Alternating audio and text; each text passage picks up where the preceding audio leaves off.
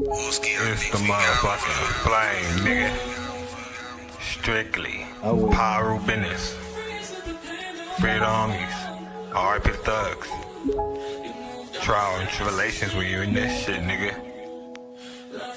Lost souls and broken homes.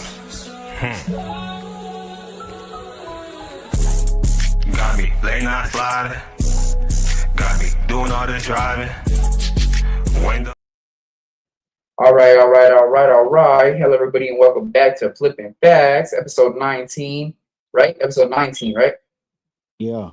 About a second. It was 18 last time, correct? Not Or is really it? sure. Or is it 18? I think it's 18 though. Oh shit! Don't worry All right, about it. well, whatever.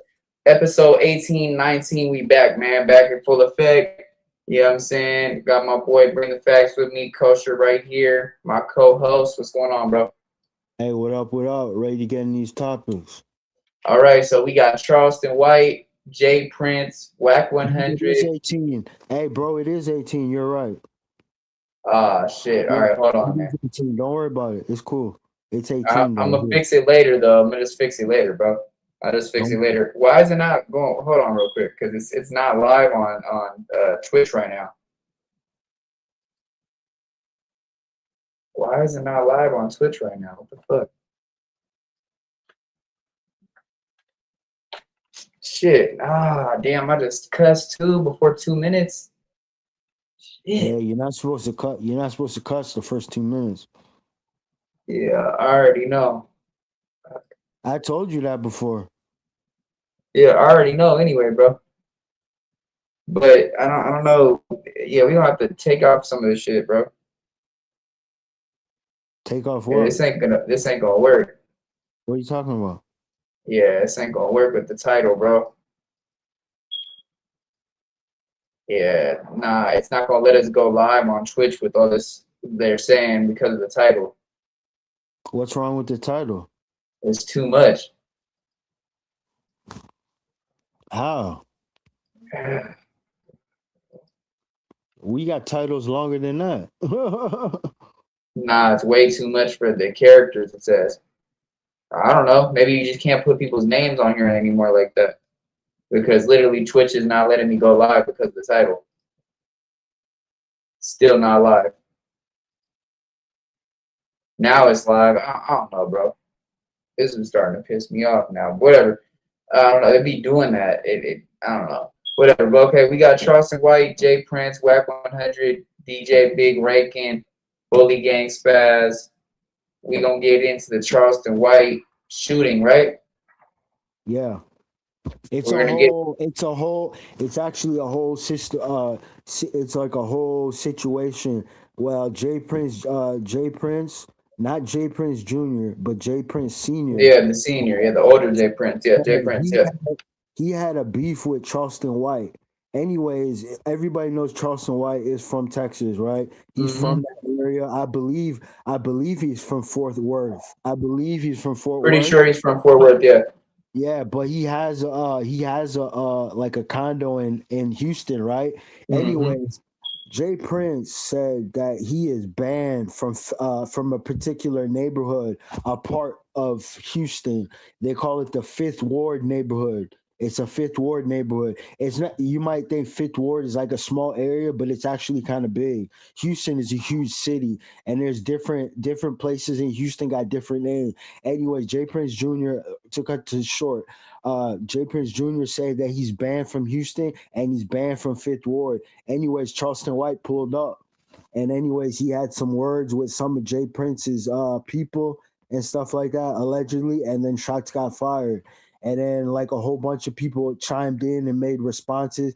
Even Wack100 got involved in this. I don't know if you know that. No, I didn't know that. Did I put that in the title? Did I put his name? Yeah, his name's right there. Yeah, I was gonna tell you. Actually, I messed up because I was just gonna tell you to put responses, but I put his name. I forgot and I put his name. Okay.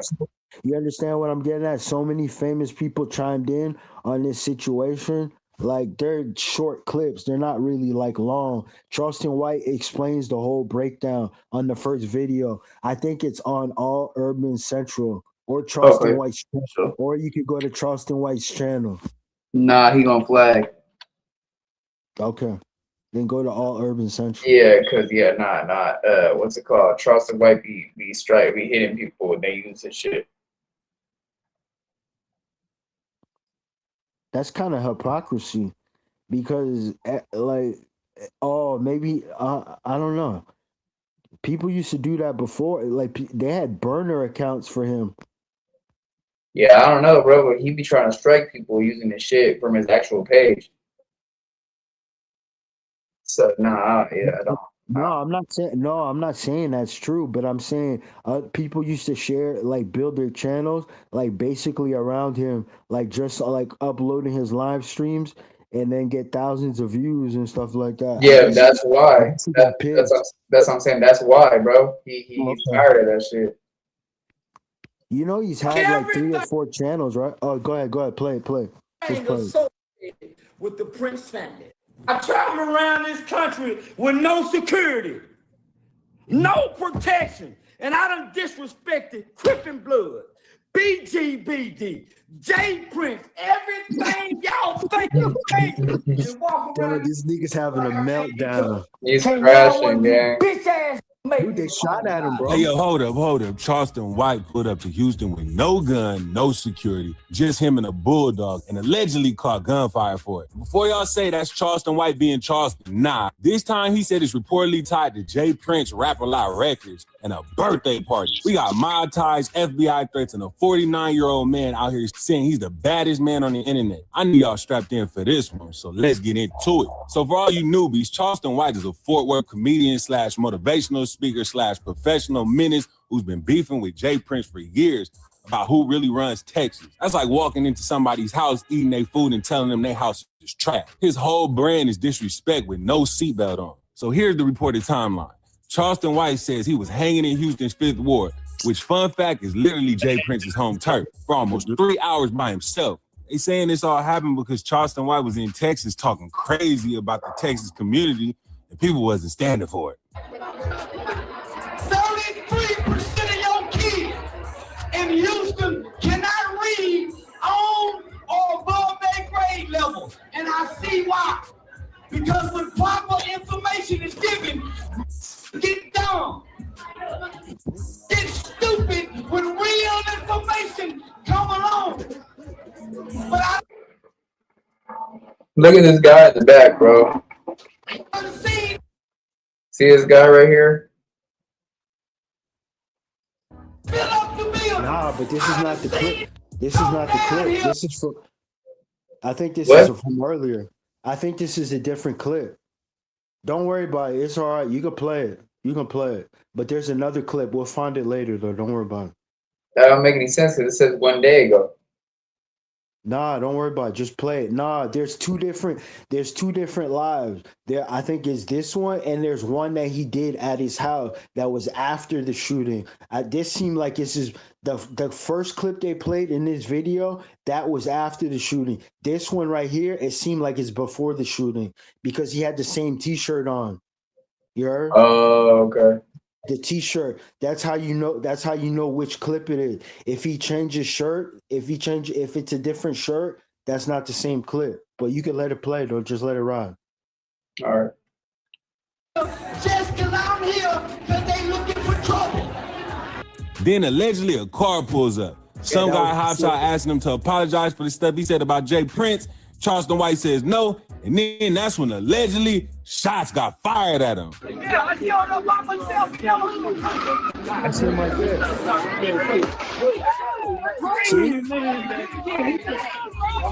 Yeah, I seen it. You see that dude right there? Yeah. Bomb. I think that might have been him.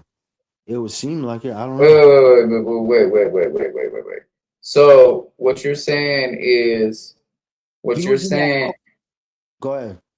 What you're saying is they shot because of what? He disrespected Jay Prince, bro. That's James Prince's neighborhood right there. Those are James Prince's friends right there, bro. He dissed them. Jay Prince said he was banned from Houston. He's banned from Fifth Ward. And he just came in there and publicly dissed him. He said F his mother and stuff, dude. He said a whole bunch of stuff. No, he said F his mother afterwards, after they shot at him at the live back at his house. Because there's a second live. There's another live where he did it at his house, at his condo in Houston. There's two different lives. That's what I'm trying to tell you. See this clip right here is two different footages put together. Oh, okay. And then he has a meltdown at his condo, right? And then he tells Jay Prince Jr. that he got him on tape. Somebody from that neighborhood doesn't like Jay Prince. Anyways, somehow that he got a hold of the footage. And then allegedly Wack100 got involved and sent him footage of one of the shooters too. So that's how he gets tied in too. Okay. So, yeah. All right.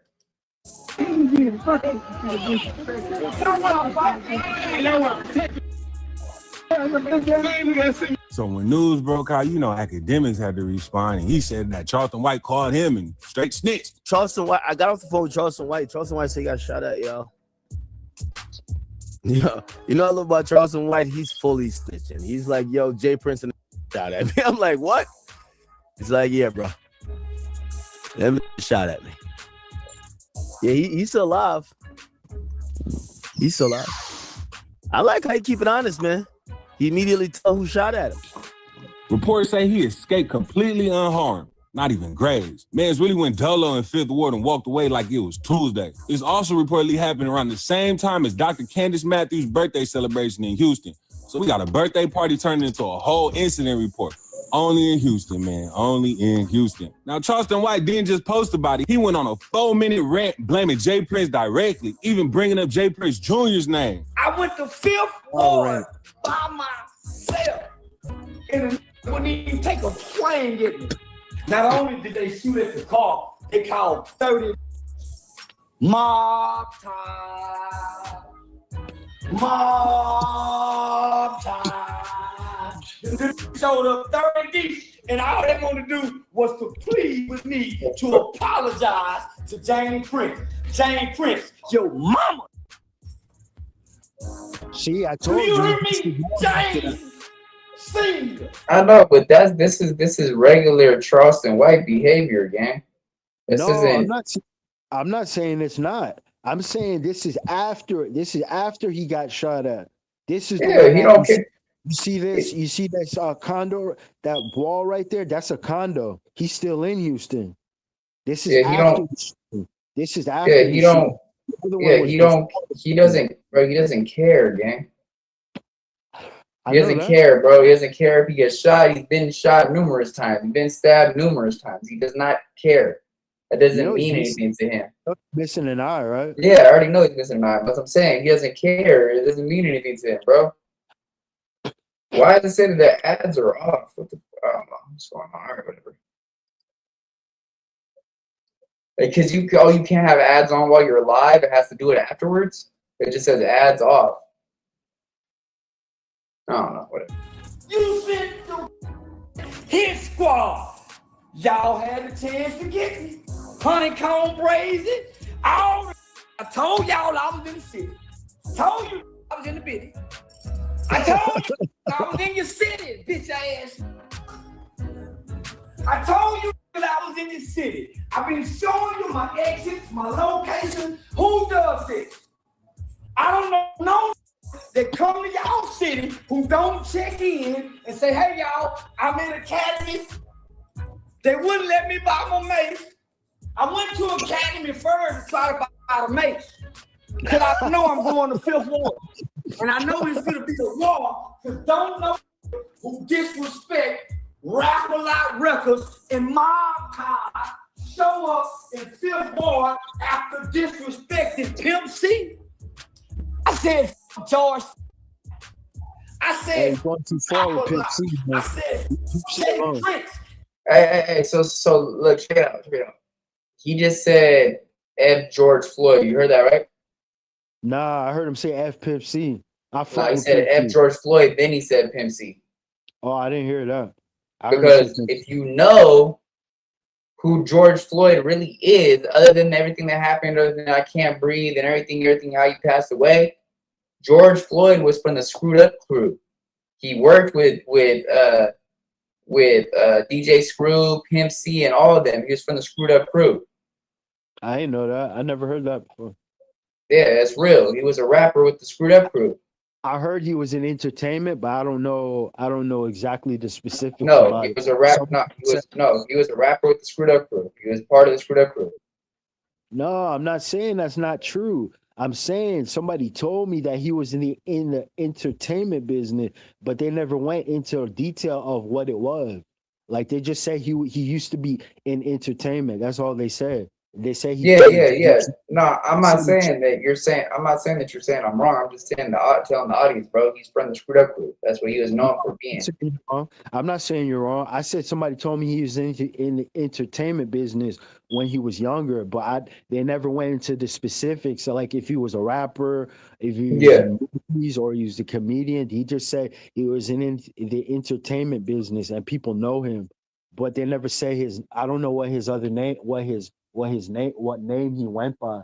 That's because that's not the name. He didn't go by George Floyd. It was no, he didn't go by George Floyd. He go by something else. I forgot exactly what it was, but yeah, for sure. Damn, Screwed Up Click.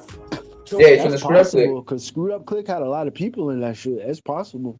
Nah, it's for real, bro. Look it up on Google. It's gonna tell you. I'll do that. I'll look it up. That's on real. Google. That's real. Everybody knows that.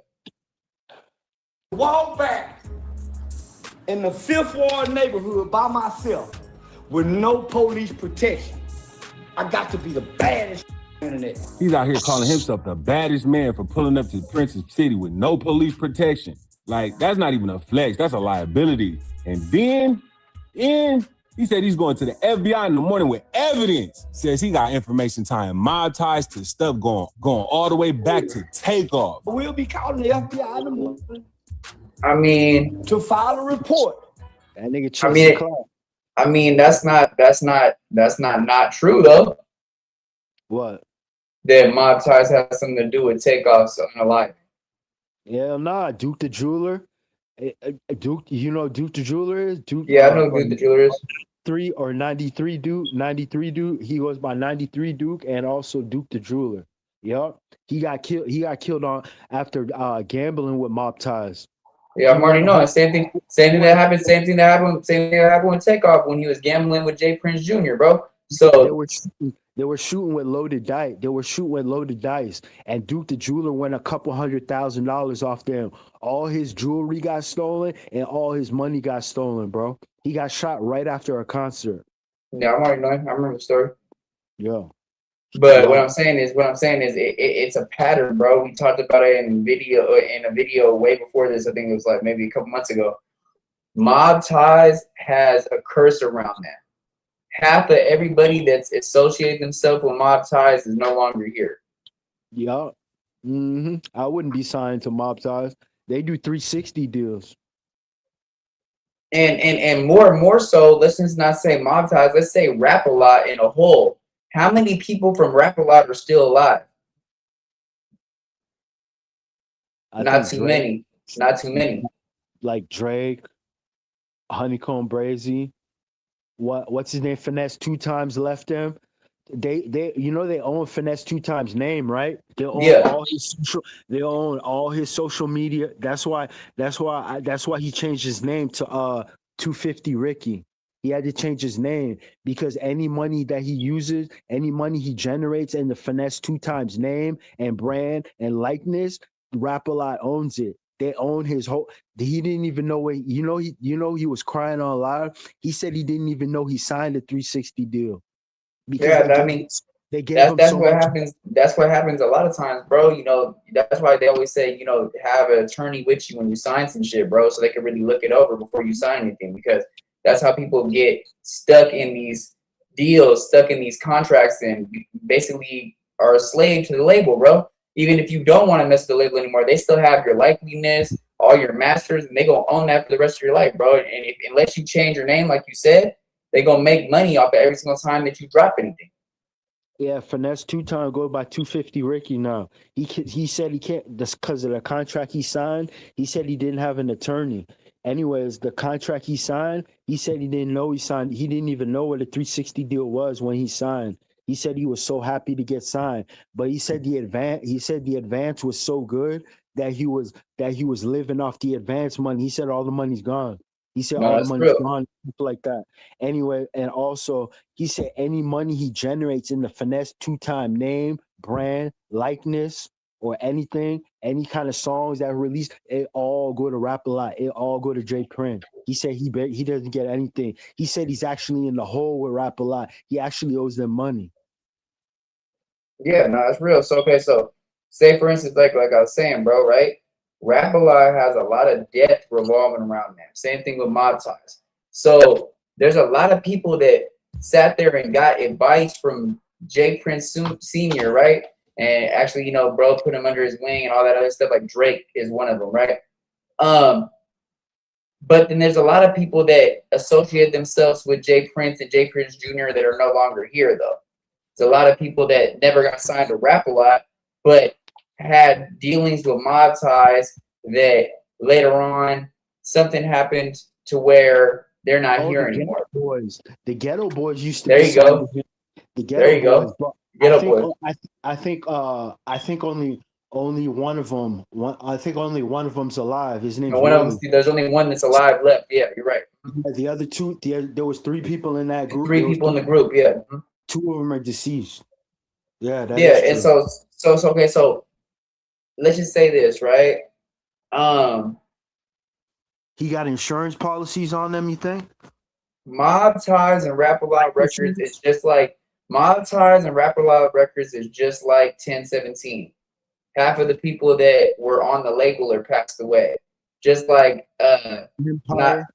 Empire 1017. What was the other one we were talking about the other day? That has a lot of death that revolves around. I think it was 1017, right? Yeah, 1017. And chanting gone. What's his name? Big Scar gone. Young Scooter locked up. Fujiano locked up. Young Scooter dead. What's his name? There's one other dude. I'm trying to remember what his name is. Trouble passed away too. Yeah, Trouble gone too. Yeah. Hell yeah. Okay, but was it for sure them or was somebody else? We were talking about some label that has a lot of death that revolves around them. Was it 1017? I think it was somebody else. I'm trying to think. It might have been 1017 or somebody else. If you get, you could talk. Let me just give me a minute to think real quick. Let me see. Yeah. Okay. So I mean, we did say Empire for sure. You're right on that. Empire has a lot of depth that revolves around them. Young Dolph, King Von, Draco the Ruler, Boosie got shot. He almost got killed. Yeah. And there's one other person on that label. Oh yeah, fucking what's his name? From fucking Philadelphia. He went to LA and got killed at Church's Chicken. PNB Rock. PNB Rock. He was on Empire too. He got smoked. Yeah. Okay. So what was it? It was Empire. Wait, I'm trying to think. We were talking about it the other day. We were like basically saying like it was where Dolph was signed to Empire, right? Yeah, he was signed to okay, yeah. Okay, so I'm talking about Big Juck's label. What's Big Juck's label? CMG. There you go. A lot of people died around CMG too. There's a lot of people that passed away around that label. They actually changed the name. It's still CMG, but it used to be Cocaine Music Group, but now it's Collective Music Group. Yeah, they have a lot of dead artists on that label. They do. Yeah. No, for sure.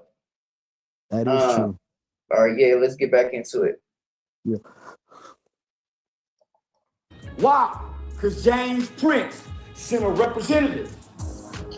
So I will be going down to the FBI office in the morning to put this in documentation. Because we know take out for the illegal gambling, and I got information on the illegal gambling and the takeoff case. One of the Rap-A-Lot people called me and gave me information. I stayed for 3 hours just to show you I really think I'm bad. I don't weigh nothing but 125 pounds, 5'8", one eye, with a hip that's tall. I stayed in that bitch for 3 hours in Fifth Ward, watching pictures, watching pull up, and then a big old some muscles go come up there. He think we in cell together where he can scare me to apologize. Now, we were in the cell together, I might say, man, I'm sorry, James. I'm sorry, I didn't mean what I said to you. But we ain't in the free world. We ain't in jail, we're in the free world. Can't now one of you bitch ass make me apologize. That's why I pat you on the shoulder and say, give me later. Damn, you're passing y'all to my assistant. Man, we just need you to go back and apologize. Well, James, since you want an apology, here you go. A Georgia tried to start the school of Prince with Baba Amin, but she wanted to give him some too that almost lost the kids to CPS. Yo, son, you, James Prince, Fifth Ward, Texas. Fifth Ward, most of the baby born in after 81. Everything associated with the Prince family. I traveled around this country with no security, no protection. All right, yeah, we already okay. So basically, Charleston White was crashing out. This J Prince Sr. ended up getting shot, still popping it. Now he's saying he's going to be going to the FBI with information about the takeoff unaliving and other unalivings that had to deal with mob ties, correct? Yeah. All right, yeah, I say we broke it down on that one, bro. Hey, can we do the Wack100 response? Can we see what Wack said? Yeah, we have to because we put it in the title, so yeah. I don't know exactly what. Hold on, I could tell you what channel if you want me to look, or you could do a search yourself. Let me see if I can. I might have saved it. Hold on, if I could see. I think it's on Clip React. I got it right here. Clip React Reloaded. Yeah. Yeah, right there. Yeah. Let's see what Wack got to say. All these people have the same clip. Look, they're all playing the same one. Stingy K. Hey, you see how many views they got off that? 39K. Clip Reacts got almost 40,000 views. Dude, I see a nigga with 100,000 views off it, dog. The same day it happened, they got 100,000 views. So Charleston White 120. I went to Fifth Ward, the neighborhood of J Prince, and he got to talking crazy, and then they let some sauce off at him. In Houston cannot read on or above their grade level, and I see why. Because when proper information is given, some information come along. But I done sit up the mill. I done sit down here just because I'm here because they looking for trouble. They looked out for your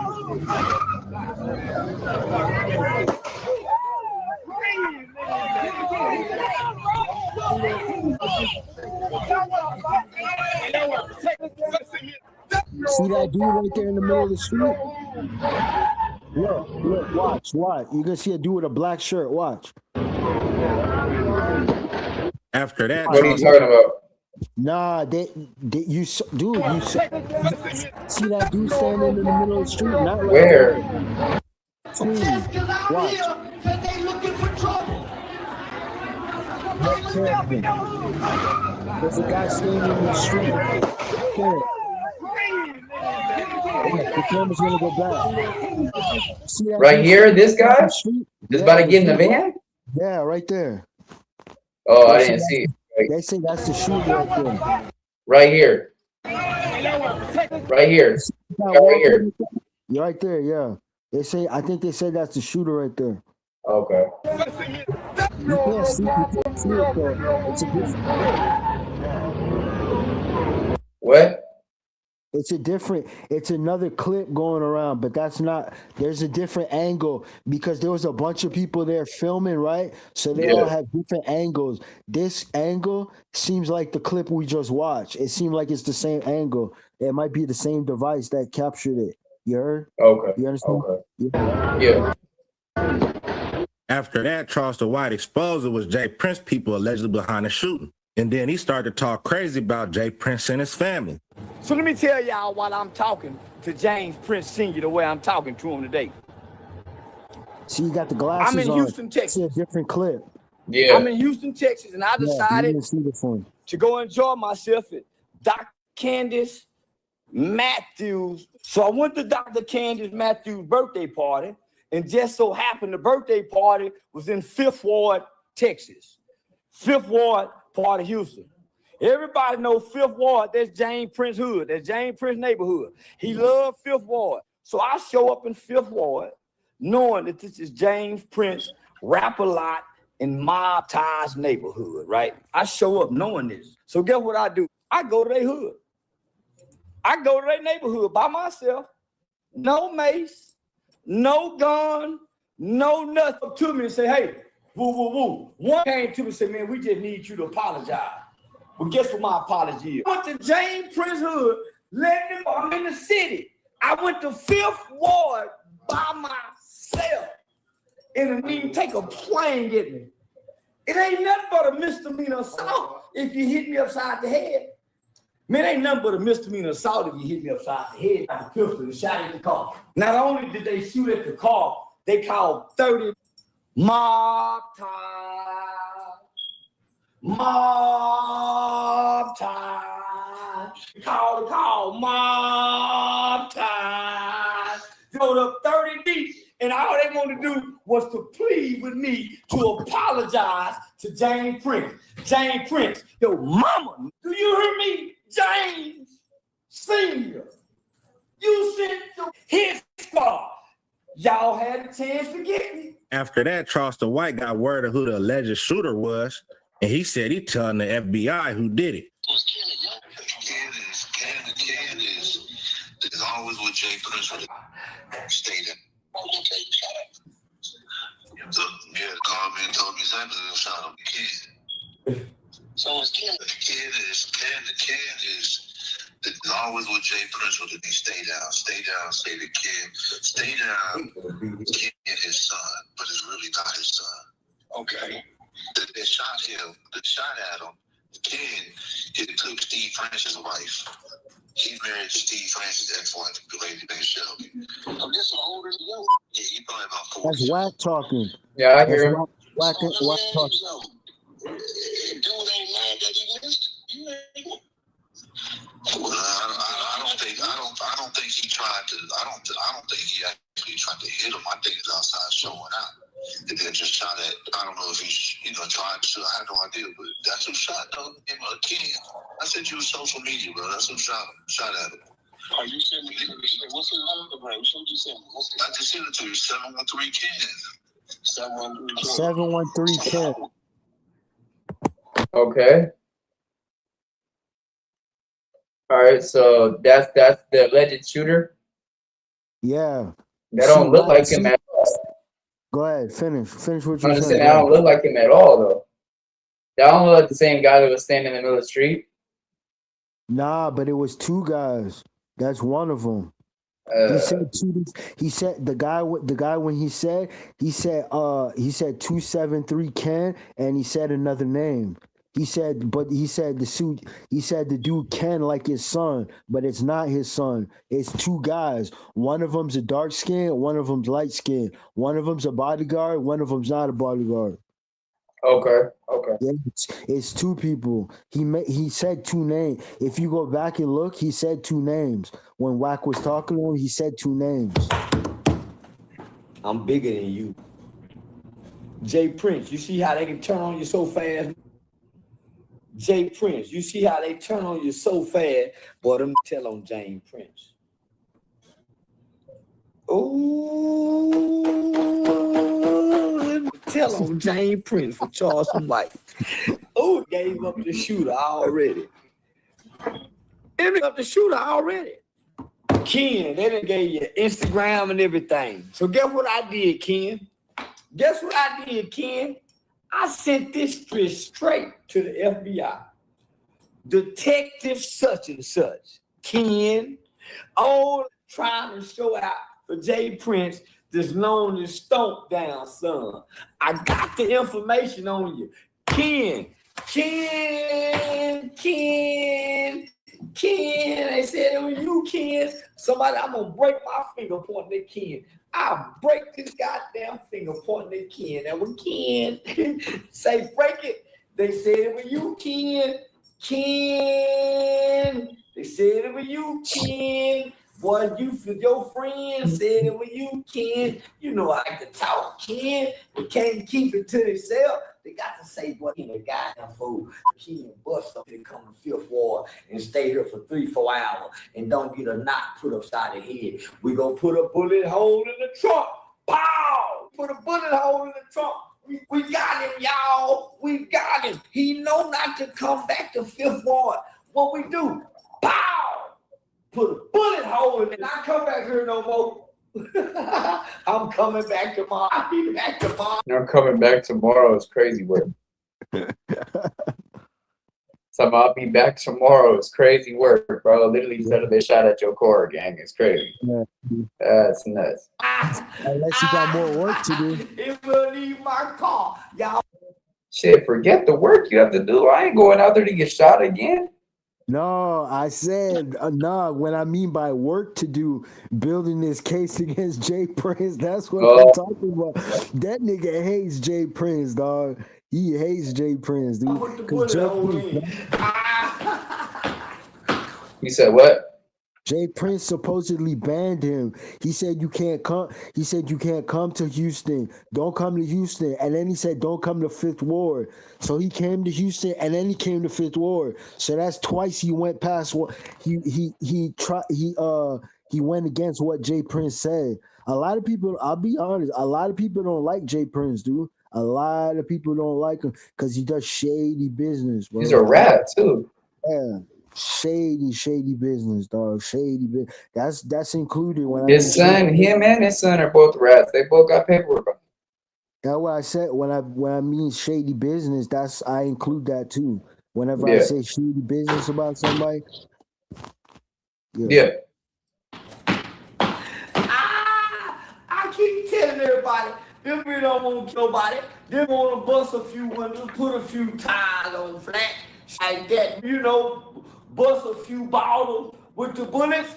They really don't want to kill nobody intentionally.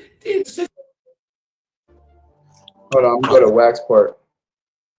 Yeah, that shit's annoying. Charleston, why I'm trying to hear him. See, I heard that clip.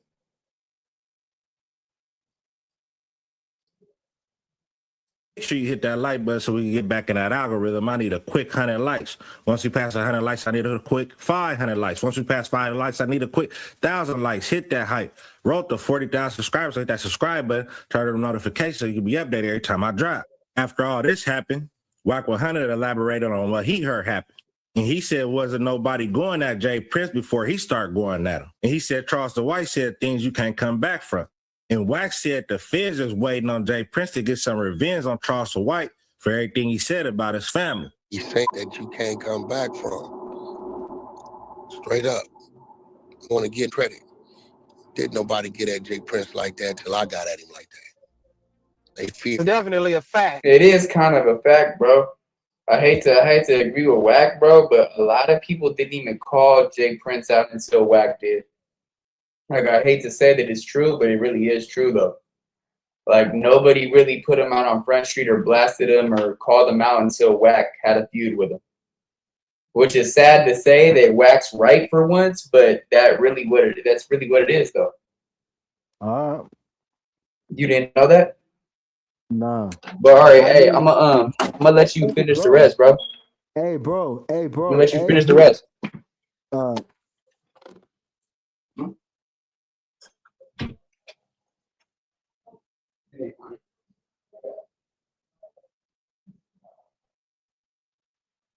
You should have hit play.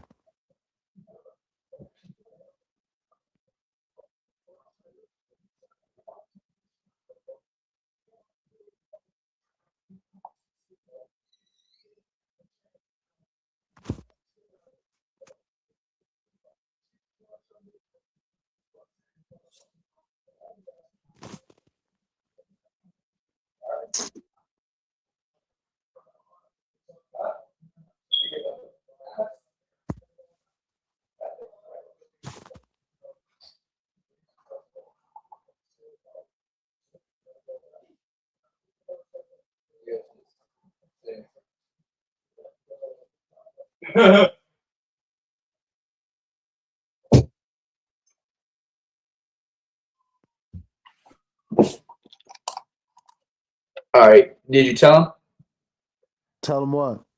what you feel about it? Because that's true, bro. Wack was the first person to call out Jay Prince, and then everybody else hopped on the bandwagon.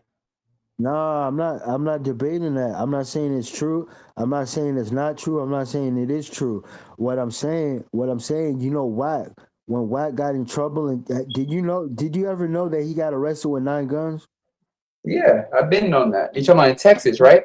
Yeah, it happened in Texas, bro. Yeah, with his brother. I mean, not my bad. With his cousin, actually, it was Wack and his cousin. They got caught up. They. I know the whole story. They got the 9. They got caught up with the 9 guns, right?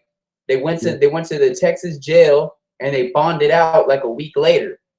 And they was like, first of all, that's unheard of, bro. If you get caught up with something in Texas, even if you get caught up with a doobie, bro, they could take you to jail for 10 years in Texas. You know that?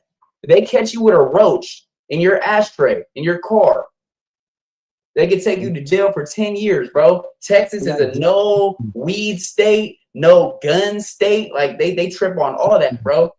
Yeah, especially convicted felons, convicted felons with firearm. That's when it become illegal. If you're not a felon, if you're not a convicted felon, yeah, you could carry a firearm. You can, but if you are a convicted felon, no, you're not allowed. You'll face a gang of time. No, but what I'm saying is I'm trying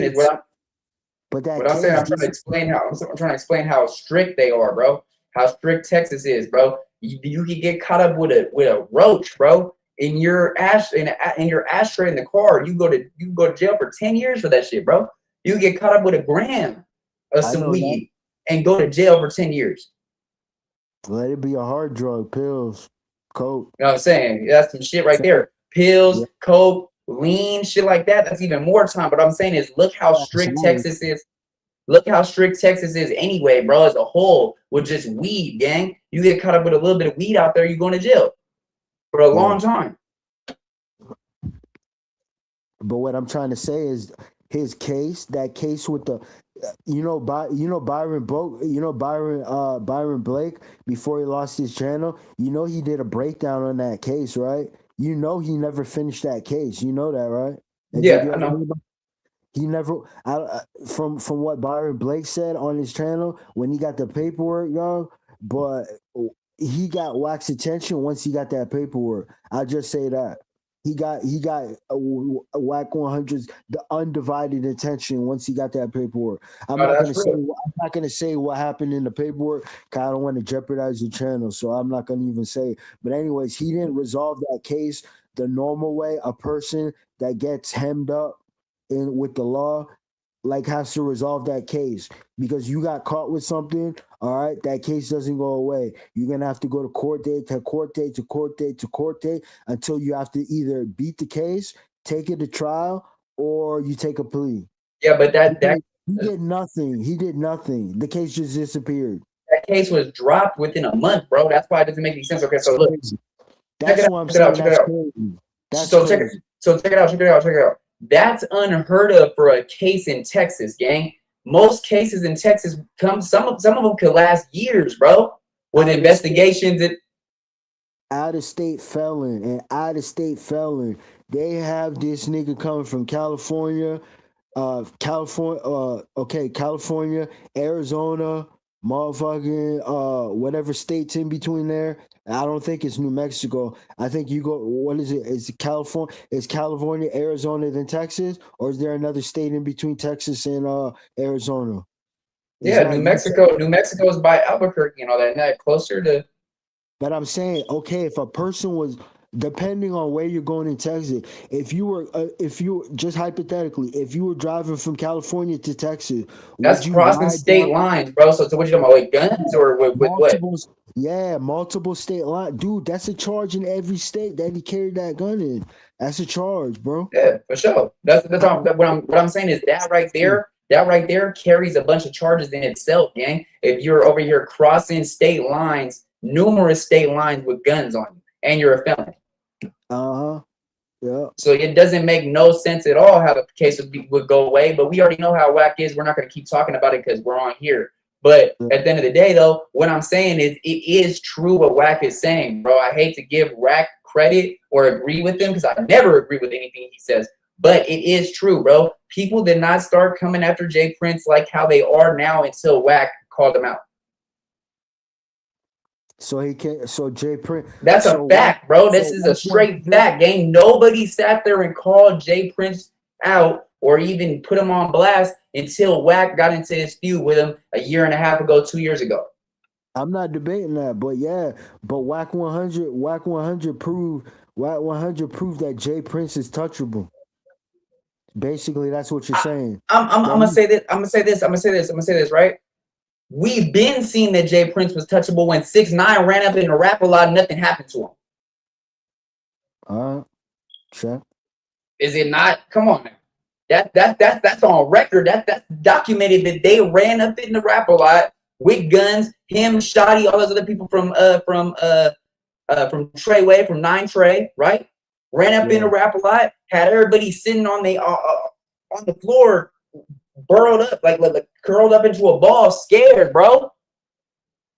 Over 6ix9ine and some Brits from New York. Come on now, gang. That should show you that Texas isn't that hard like that. That side of Texas is not that hard like that, bro. They want to claim to be, but there is some gangsters in Texas, but I'm just gonna say Jay Prince Jr. and Jay Prince Jr. They're not the made mob ties men that they claim to be. No, I'm saying I'm gonna say like this. I'm gonna say like this. I'm gonna say like this. They might be the face of mob ties, right?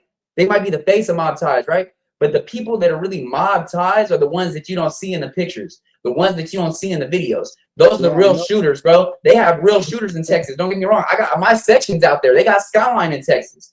But that's besides the point. They have real shooters in Texas. I'm talking about Jay Prince in itself, bro. Them mob ties, yeah, okay. Mob ties, the real mob ties are some real reputables, right? But rap a lot, they're not respected like how they think they are, bro. Actually, that mob tie, those street people that you say that are unseen mob ties, they're actually not mob ties. It's actually a collection. It's actually a collection of different gangs that are just under Jay Prince. They just go by mob ties. That's what Jay Prince Jr. calls them. But that's not what they go by in the street, actually. I'm already knowing. No, I'm already knowing. What I'm saying is this, gang. What I'm saying is this: I'm not saying that Texas. I'm not saying that Texas as a whole is. And I'm not saying that Texas as a whole is soft. Nah, don't get me misconstrued, bro. Texas. Yeah, Texas. They knocking shit down. And like I said, my section's out there. They got Skyline in Texas. They have a lot of Cali gangs out there in Texas. In Fort Worth and Dallas is where Skyline is. But that's beside the point. What I'm saying is this: is Jay Prince and his people, his little group, aren't as untouchable as everybody thinks they are, bro. Because at the end of the day, if they were 6ix9ine and those people from 9 Trey, they would have got dealt with. There would have never been no 6ix9ine telling this story at a damn Glad interview, gang. Is what I'm saying. That's what I'm saying. That's what I was saying. That they're not untouchable mob bosses like they claim to be. They're not. They're actually, in fact, touchable. And hey, I'm gonna tell you this: Charleston White, they might just fucked around and they might just, messed around and like got themselves indicted, boy. I'll be honest. They might. No, that's real. They might have messed with the wrong dude. They might have let that. They might have should have let that shit slide, but they couldn't. No, that's real. All right. Jay Prince put his word out. Let's see what Wack has to say real quick. I called him, told him who he was, and I watched him get kicked and your son crying, scared straight. Miami had to save him. I started handling Jay Prince like that. Nobody ever handled Jay Prince like that. Period. So what he's saying is, I'm saying some things that ain't no coming back from. I want to put my mouth, your mama. I was just in your neighborhood at your place of business you own and up on me and asked me to apologize, and I told them, let me tell you what them told me. They say, well, I get outside surrounded by 30 talking bad. He talking bad, telling them you ain't gonna do nothing. All that 30, and they let him get in the car and fire some shots when he pull off. So at the end of the day, now it was like, okay, Jay Prince, you talked, they come on the Fifth Ward with nothing, came in there. You sent goons at him. He told him, I ain't apologizing. Go outside. Still talking, pulls off, fire 2 shots he ain't never touched. Now he leaves and say, tell your mama, yo, move. See, this is where Jay Prince go wrong.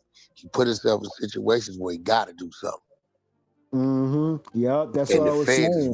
That's real. That's real what Wack just said. Yeah, that's real. He put his word on it. Yep. Yeah, because that's what he stamped. You will not come back to Fifth Ward. You are not allowed in Texas like that. You aren't allowed over here. It's actually 2 things. You can't come to Houston. You can't come to Fifth Ward neighborhood. Fifth Ward is Jay Prince neighborhood. That's where he's from. That's his neighborhood. They supposedly love him. That he got businesses there. That's his stomping ground. Yeah. That's 2 things. Do something. What dude just said is in the world now. So what you think the next nigga who had a problem with Jay Prince but like was scared to handle it? What you think he thinking right now? Shit, if Charleston White can do it, I can do it. Yeah. This whole. Do you see what I'm saying? So you got to know what you're hearing and know what's going on. That right there, go find anywhere whoever then said that dude. Why? He's still in Houston. Oh, he's still in Houston right now. He ain't leave. Oh yeah, he said he was going back again. Ain't no going back. He's still in there. He's still there right now. He ain't leave his hotel. He went outside. If you go outside here in LA in a high rise and turn the scene, and we know right where he at. That's facts. Right. He went outside, told mama's, and I'm still in Houston. That stigma Jay Prince done worked all them years for is leaving. That's good. Yeah, that's. And see, I remember, Ebony, I had that conversation with Brock. I said Jay Prince was always known as man. He ain't looking too scary no more. He's not scared of Jay Prince. I'm not. Yes, I don't think them Northside Houston scared of him, no. I just don't think my city works. So I told myself I won't even speak to none. Never been here about this. You wouldn't understand. All right, we good. We don't gotta hear none of them talking on Clubhouse. I don't like that shit. All right, like basically breaking it down though, bro. Jay Prince clearly put himself out there that he is not a man of his word, gang. Because if you gonna have your goons go up to Charleston White and say, all right, well, we understand you here now and all that, even though they could have just poofed him right there. Doesn't matter if it's an open event, doesn't matter, bro. It's Texas, this is the hood, right? So at the end of the day, take in consideration that all they did was go up to this man and say, oh, we need you to apologize. And that makes Jay Prince look bad, bro, because he shouldn't have even been able to walk around in Fifth Ward or out there in Houston without getting touched for real. All y'all did was wait till he pulled off and send a shot. That's not nothing. That's some goofy shit. Y'all should have touched this man as soon as he got on the soil, gang. Let's be real. And at the end of the day, that's making them look like goofies, bro, because they sat there and said that bro would not be able to go out there untouched, gang. Yeah, they should have just put hands and feet on him. They wanted to show out. They wanted to show out with the firing them shots. They didn't have to send shots, bro. Like he said, they didn't have to send shots, bro. Like he said, he's 125. He's 100. Go ahead. I said sending them shots and not hitting them, it actually made them look goofy. That's what I'm saying. They could have just put his hand. They just could have put his hands on him, bro. At the end of the day, he's like 125 pounds. He's 125 pounds. He only has one eye. You know what I'm saying? So you have the advantage over this man, bro. Y'all could have just beat him up. You didn't have to send no shots. And the way that you did send some shots, you sent some pop shots. You didn't send no real shots. I thought you sent some pop shots. So at the end of the day, that makes them look bad. That makes Jay Prince look bad. That makes the whole fifth ward look bad, gang. To be honest with you. Yeah. All right, we off to this DJ Big. I got one more thing. And in the clip I seen, Charleston White even went off and said he even mentioned that takeoff getting unalive. You know who he got unalive by? What the weapon was? It was a weapon from Jay Prince Jr. Oh yeah? Yep. You see Jacksonville community. How has Jacksonville helped shape you in your career? Man, they showed me love. It's nothing more higher than love. You know, wherever I go. We sliding over here to Boss Talk 101 for the for DJ Bigga Rankin passes away at 50, man. I like to be celebrated, not just tolerated. And I'm always celebrated. So that's a good God gift. All right, you have over 30 years in the game. What's next for you? I'm thinking about like getting more closer to God. Like, you know, it's not like I feel like I'm dying tomorrow or whatever. It just feel like I did everything but like giving. Yeah, but okay, so pay close attention to that, right? Mostly when a lot of artists or a famous person, is anybody in general, bro, when they start saying I'm trying to get closer to God, they already know it's their time, gang. Yep. They already know that it's their final hurrahs, their final curtain call. They're already getting ready to lay that bed. You know what I'm saying? To make that bed. Like at the end of the day, like I think he knew that he was gonna be, you know, going to that ultimate vacation, that resting spot. You talking about DJ Bigga Rankin? Yeah. He been in the game a long time. I'm surprised. Do you actually know who that is? I mean, I've heard of him before. Yeah. No, it's not. I'm not throwing shade. What I mean, he's known in the South. He's well known in the Southeast, but on your coast, he's not really known for that. He's just known for. You would probably know him by the people he put on, like DJ Scream, DJ Scream. There's a bunch of other DJs he put on and shit. Gangsta Grills and stuff like that. Gangsta Grills for sure, yep. Mixtapes and stuff like that. So that's how like a lot of his productions, you probably didn't know they were his production. Nah, I mean, I didn't. I'm not gonna sit here and lie and say I did because I didn't, because I heard I had watched a clip on it and they showed all the stuff that he was a part of and that he was credited on. I'm like, damn, I didn't know he was a part of that. I didn't know he was a part of this hit. I didn't know he was a part of this album, you know. So yeah, no, I was definitely surprised seeing that because I did not know that. That's what I'm saying. A lot of stuff people didn't know that he was a part of. You know what I'm saying? Like letting people from his city, like go. He was letting the young dudes from his city that wanted to see if they wanted to become rappers and shit. He'll let them go use his studios for free and stuff like that, and help them make demo tapes and send them to record labels and stuff, all free on the house and stuff like that, bro. A lot of people didn't know he did. Dog, that dude did a lot of stuff, for Jacksonville, dude. Let people come record music for free, mix, master, talk, get their demo tapes. He'll go send the demo tapes to record labels and try to get people deals and stuff like that. Some people actually got deals and they didn't come back to the city. They just but he didn't take it personal. He just wanted people from his city to get on and to get signed and get out the hood. That's real. He's a really good dude. No stuff where he's like, no, his name's not in the mud. No smut. No smut on his name. Yeah, rest in paradise to DJ Bigga Rankin, man, for sure. It all, you know what I'm saying? And God had took me through some terrible times. I went through hell with gasoline draws on. And he made sure I was good. It doesn't matter what anybody could say. Without God in your life is nothing. That's real. Shaping and molding these guys' career. Damn, I don't know what happened. Hold on. Wow. Guys, make sure you, man, I can't even get through the day without somebody else passing away, man. Bigga Rankin done passed away. And this is a tough one, a tough blow for the South, man. Reality TV, you there? I'm here. Reality TV, Bigga Rankin, man, one of the prominent figures when it come down to shaping and molding these guys' career, putting them mixtapes out back in the days, man. It just, man, this guy here, man, and he passed away. So I'm saying that he was at 50 years old. I don't know how old he was, but I do know it's crazy that He's up in age. He is. He would. I think he was 50. Yeah, I think he was 50.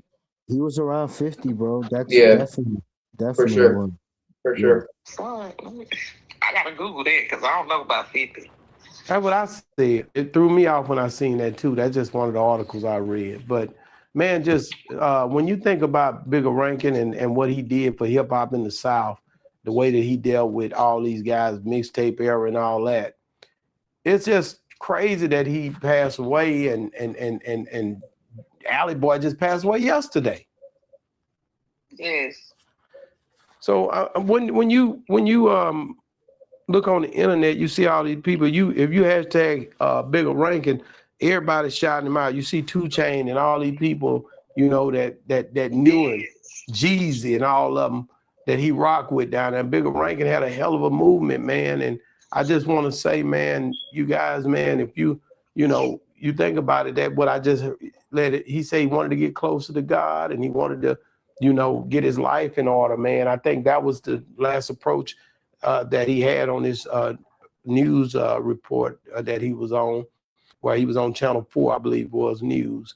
Man, at these ages where we at now, Alley Boy, from what I seen yesterday, some say he was 45 years old.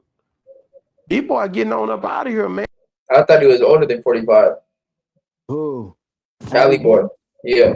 I think he is, dude. He was like 49 or something. Not by much. Like 48 to 49, I thought he was. Like probably 47, 48, something like that. Right, yeah. And I'm gonna go walking in a minute. I'm over here in Hawaii. I'm gonna take out walking down the beach. I'll be back. I'm gonna get me a mile in this morning, man. I gotta build up my damn shit. I gotta do something to build up my damn muscles. You know what I'm saying? My muscles. I ain't tripping, man. Reality TV, what do you think? This should be kind of listen to the young kids with popping pills and drinking drink. It may seem cool now, but you see these people passing away before they even turn 60. That part right there, bro. She should say that again. That right there, bro. That's real right there, what she just said. That was hella real right there, bro. Listen what she said, bro. She said all these kids popping the pills, sipping, all that type of stuff. Hey, man, I got my first super chat from D, man. Appreciate you, D, bro. That means a lot, gang. Appreciate you, bro. Shout out, D. Shout out to you, bro. But yeah, he just gave me my first super chat, $1.99, bro. I appreciate you, gang. I really do. Yeah, for sure. But what I'm saying is culture, bro. Like, listen what I'm saying, gang. Like, what she said, bro, is some real, bro. She said all these people popping pills, drinking, drank. You see all these people that did that for years, they're all gone now, gang. Alley Boy was a prime example, bro. He was addicted to opioids and he didn't even know he was allergic to them, bro. And that shit literally just slowly started breaking down his body, gang. Like, that shit's crazy, bro. Yeah, but that's actually, he said the abuse is from his younger days. But that's what I'm saying. That's what I'm saying, bro. It doesn't matter, bro. That shit bites you in the ass later on, bro. It could be from your younger days, but it's gonna catch up with you in the long run, bro. And that's what what reality TV is saying, because she's real, bro. All that these kids need to take a page from this, bro. All these legends that passed away due to drink or pills, bro, is because they were doing it at a young age, gang. They started doing it at a young age, and it slowly started breaking down in their body, and then they didn't really realize it was so bad until they were in their 40s, gang, and then they just croak. You know who Big Rankin is credited for putting on? Rick Ross, T.I., Spazz, Jeezy, Gucci Man, Yo Gotti, Gangsta Grills, the whole Gangsta Grills series, I want to say 2 Chainz, but I can't. I don't know 100%. I can't really say if two really for 2 Chainz, but 2 Chainz did send out a tribute to him and like gave him his flowers and stuff like that. Oh But yeah. there's other names too. Yeah, Gangsta Grills. What Traps and Trunks. I'm trying to think what else. There's a couple mixtape. Southern Smoke series that had Paul Wall and stuff on it and Yeah. things like that. Yeah, Chameleonaire and stuff like that. Slim Thug. Nah, for There's sure. there's a lot. There's too many names to list. It's just a couple. So that kind of stuff really ain't cool. It may feel cool at the moment, but I promise you in the long run, you gonna pay. Wow. What can we do to how can you being a person who nurse and deal with all kind of medical stuff? How can you prepare? The words say, "Know ye not that your body is the temple and the spirit dwells within you." How can we maintain this temple in a way to where we can last a little longer, go a little stronger? Reality TV.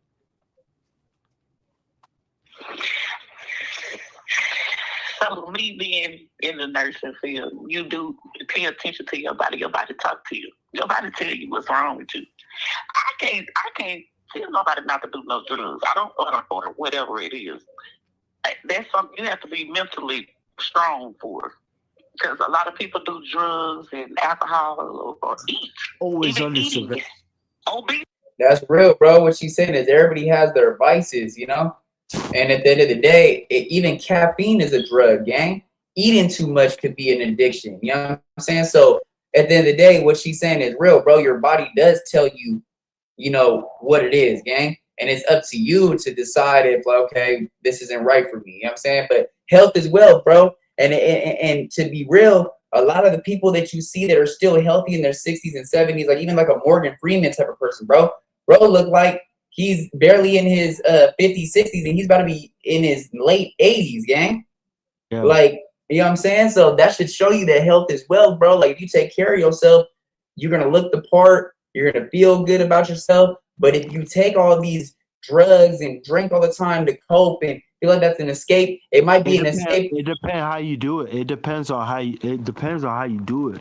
Like, whenever people, like most people who people who have like a family, or like people who have a family or have bills or have rent or something like that, you know what I'm saying? Like, they have bills, like I'll just say they're not people who are in the street. Let's just say they don't really hang out. They might be weekend warriors, have drinks on the weekend. Yeah. Friday, but Monday through Friday or Monday through Thursday, they're not going out. They're eating 3 square. That's what you call a managing. That's what you call a managing drug addict or a managing alcoholic, gang. That's somebody that I call it a weekend warrior. That's what I call it. So what I'm saying is, I'm saying in general, gang, if you feel like these drugs and alcohol and stuff like that is a coping skill for an escape, yeah, it might be an escape for the moment, but in the long run, you're creating your own death, gang. You're creating your own demise at the end of the day. Now, I can't sit here and be a hypocrite. I drink sometimes, bro. I smoke weed a lot, you know what I'm saying? But I'm trying to get to the point where I'm drinking more water to filter it out. I'm going for runs. I'm going for walks. I'm working out, shit like that. Because at the end of the day, if you don't, and all you do is just do the drug, and actually, you know what? It's not even you doing the drug. You're letting the drug do you, gang. That's the end of that's the bottom line right there. You're letting the drug do you. If you let the drug do you, which means you give the drug more control over yourself than yourself has, you already lost the battle, gang. Straight up. But what I was gonna say is, but after that point, after a point of experimentation, like doing it on the weekends or doing it once in a while or doing it only with friends, eventually those people have some kind of trauma from when they were younger. They have like might be family problem, relationship. Yeah, that's what I'm saying. That's why I said emotional scars. That's why I said emotional scars and stuff like that to cope, right? You feel like it's an escape, but it's not really an escape. Go ahead. No, I know.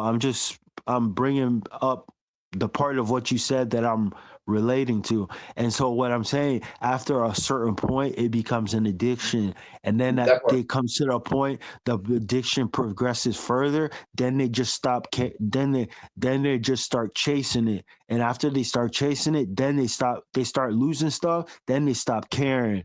And then they come to the point where they just don't want to stop. You know what I'm saying? That's why I was trying to break it down. No, that's real. You know, No, that's real. Resonate with people and shit. No, that's real, bro. That's real. And I feel like exactly what you said is completely true too. Is at the end of the day, bro, once you start chasing it, like you know how they say chasing the dragon, right? You'll never be able to catch that same dragon, that same high, right?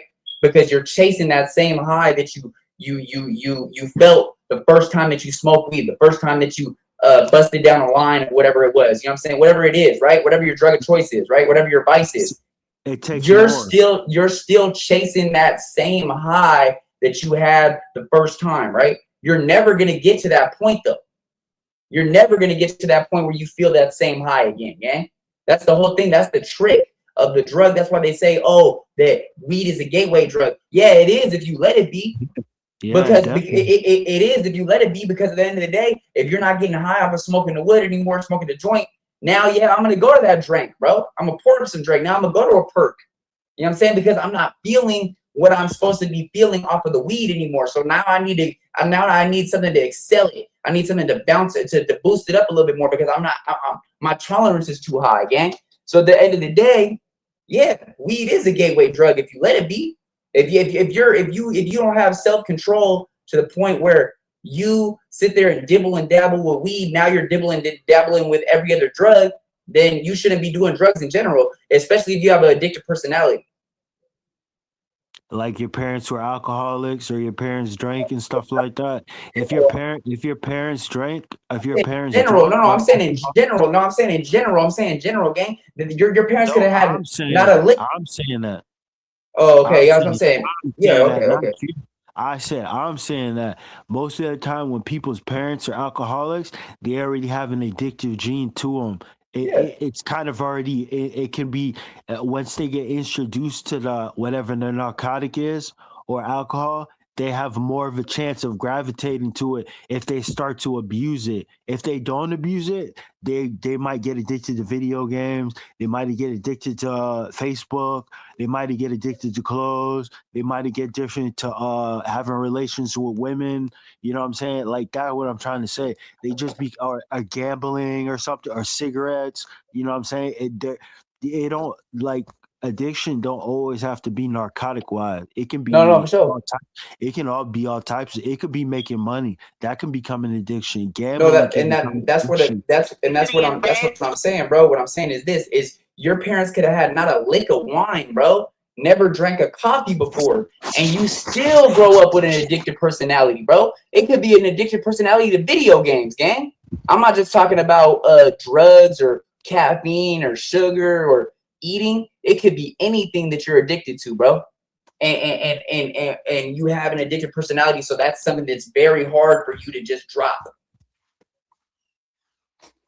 Point blank, period. You know what I'm saying? Kosher? You still there again? Yeah, I'm here. Yeah, so you know what I'm saying? Like I said, it could be an addictive personality that you don't get from a gene, though, bro. That you just somehow obtained it from just, you know, being around somebody or something. But what I'm saying is your parents could have never had a lick of wine, drank caffeine, smoked a joint before, and you still grow up with an addictive personality. Is what I'm saying. It's not just the people that have it from trauma or the genes. That's all I was saying. I didn't. That's not how I meant it. That's not how I meant it. I know. I was just giving them my perspective on it. Talking about the specific asset. I was trying to think. I was talking about. I just elaborated on basically what you said to just break it down. For sure. I was just adding my point on there, bro. But at the end of the day, no, your synopsis on it was definitely for sure true, gang. At the end of the day, bro, you said it all correctly. You just broke it down in a different way, bro. And maybe for you, maybe that's something that you could relate to more with the genes of somebody having it in your genes, or previous trauma from family members or something like that. Maybe that's what you relate to more, because what I relate to more is just having an addictive personality in general, gang. Yeah, it could be either or. It could be either or. There's all types of ways, dude. You know what I'm saying? There's like DMX, right? You know DMX. You know how you got cooked on. How you got hooked on smoking hard, right? Yeah, you want me to tell you? You want to tell the story? You want to tell the story, or I want to tell the story? Go ahead. Yeah, his OG laced his blunt and gave it to him. His OG, okay, but let's sit here and say what the drug of choice was, though, bro. His OG laced the blunt with Sherm, gang. He put PCP and crack in the blunt. It was crack, actually. My bad. It wasn't Sherm. It was crack. Yeah. He put crack in the blunt and passed it to DMX. DMX didn't know it was crack in there. After that, automatically he was addicted, gang. And that was when he was what, 15, right? Yeah, on the East Coast, when people say hard, they mean crack. Yeah, I'm already knowing. Oh, okay. Yeah, I'm already knowing. That's just like, okay, like soft. I'm gonna break it down to you what we call soft and hard, right? Hard to us is crack rock. Soft is coke. If I'm talking about soft, I'm talking about some actual fish scale, some coke before it locks up into a crack rock. You feel me? That's what I'm talking about for soft. Hard for like East Coast terms and shit like that. Yeah, for sure. They're talking about that actual rock, something that locked up. You know how people got turned up. You know how a lot of people got turned off on smoking hard, right? You know, from freebase when they take when they take the powder and they freebase the powder. Now we don't call it freebase. We don't call it freebase. We don't call it freebase in California. We call it base rock. Oh yeah, my auntie needs some of that base rock. Base rock is freebase. It's what it is that's what it is. But a lot of different areas call it something different. You know what I'm saying? But in Cali, we call it base rock though. Yeah, I heard that before. I've heard that before. But here they might just say freebase. You'll hear older people say base rock. Or because so like an old crackhead, right? We used to call them base heads because they'd be all base rock. That's where that come from. Yeah, that's where that term came from. Yeah. Okay. Boom. So okay, we broke that down. Rest in paradise to DJ Bigga Rankin. You know what I'm saying? Yeah. Definitely did a lot for the South. Definitely did a lot for a lot of artists. You know what I'm saying? His name will not be forgotten for sure. He definitely left the legacy. Go ahead. He did back to school drive. Yeah, back to school drive. He didn't only just do back to school drives though, bro. He funded schools. He put funding into schools. He did backpack drives. He did school drives. He did Christmas toy giveaways. He did food drives. He was in the community. He was for somebody for his community. So definitely rest in paradise to DJ Bigga Rankin. We're gonna slide through over here to this bully gang Spazz, sentenced to 52 years in federal prison. It's coming from What's the Numbers TV. Shout out to What's the Numbers TV. Let's get into this. Yep. You're gonna find out why this tie. It's good. This is gonna tie into one of our old videos that we did on Jam Master J. Watch. Oh yeah. You're gonna be surprised. Yeah, it ties into them. These guys were in the same federal prison, MDC Brooklyn, which is the federal prison that Casanova was at. Diddy was at. Casanova was at. What's his name? What's the fucking man, it's the Jewish dude who stole all that money. He stole billions of dollars. Damn, I can't remember his name. Madoff, Bernie Madoff. Oh, Bernie Madoff, yep. That's where he ended his life at. Yeah. Your boy Paul Rowe. Hope you guys appreciate the content. Hit the like button, share the video, and also follow What's the Numbers TV on all other social media platforms like TikTok, Facebook, Instagram, things of that nature. Now, today what we got to talk about is Rankin Gillespie, aka Spazz, from the Bully Gang. He was just sentenced in federal court to 52 years in prison.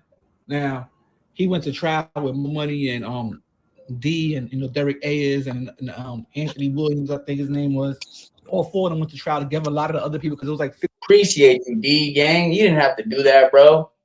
That's real right there, gang. You know what I'm saying? Shout out to D Reacts in the chat, bro. He just sent another super chat, bro. You feel me? Good looking, bro. I appreciate that, gang. That's real, bro. Shout out to you, bro. Congratulations again on getting monetized, bro. Your dedication unmatched. It will work, bro. Shout out the homies Easy, Facts, and Flip. Yeah, man. Shout out to Easy. Shout out to D, man. And shout out to my guy Bring the Facts right here with me, bro. Let's go. Yeah. 50-something co-defendants in this case. A lot of people ended up copping out.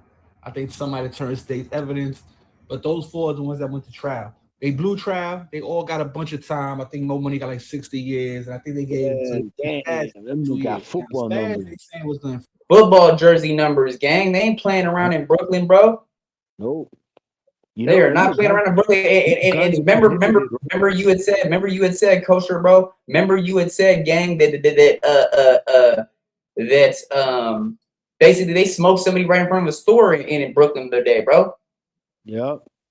They don't care, gang. And you know what's so crazy though is they have the iRobot looking 12 over there now. They have like the robot. They got those too, but they have the actual robot police officers riding around and shit in New York. They look like robots, but they just look like a little stand, but it's a robot and it moves around. You seen that shit? Yeah. See, even though that they have that, go ahead. They got hella cameras too. Hella cameras, gang. And that's what I'm saying. So even that isn't preventing the crime in New York, though, bro. Like, okay, K-Flock should be a prime example of how dangerous shit goes down in New York is, bro. Like K-Flock as somebody being that young, gang, being somebody that really a veteran to some shit, bro. Like, what's so crazy about it is what I'm saying is, bro, people really think that the East Coast is sweet or some shit, bro. And they've been really knocking shit down for years, gang.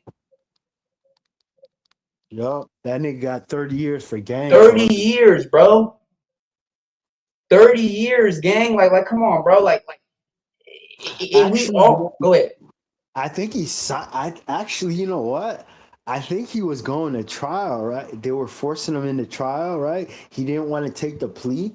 I think he signed for 30 years, bro. He signed for 30 because he was facing a life sentence. He was facing life, yeah. Mm-hmm. He was facing life. I think it was 60 to 80 years they were trying to give him at first. And then he signed a deal for 30. He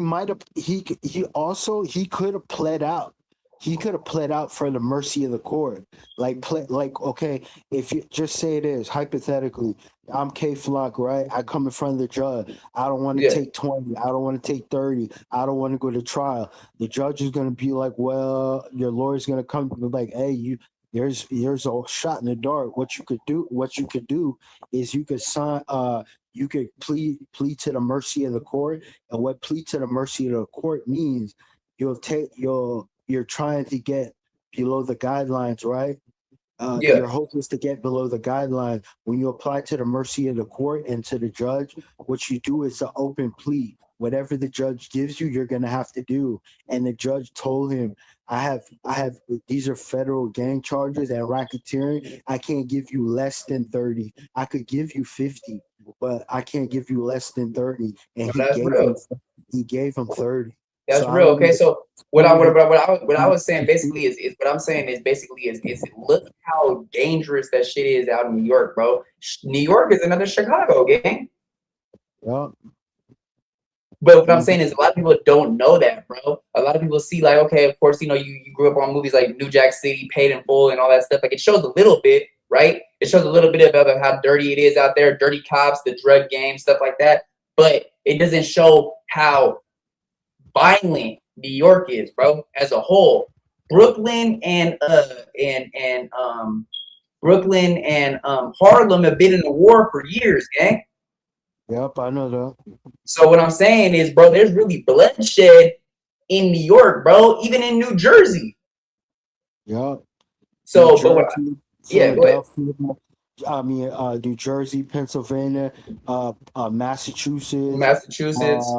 New Jersey, Rhode Island. But what I'm saying is New Jersey and New York, they really get down, bro. All the way from the Bronx to Brooklyn to Harlem, like those areas are known for really knocking shit down. It's not just the Bloods, bro.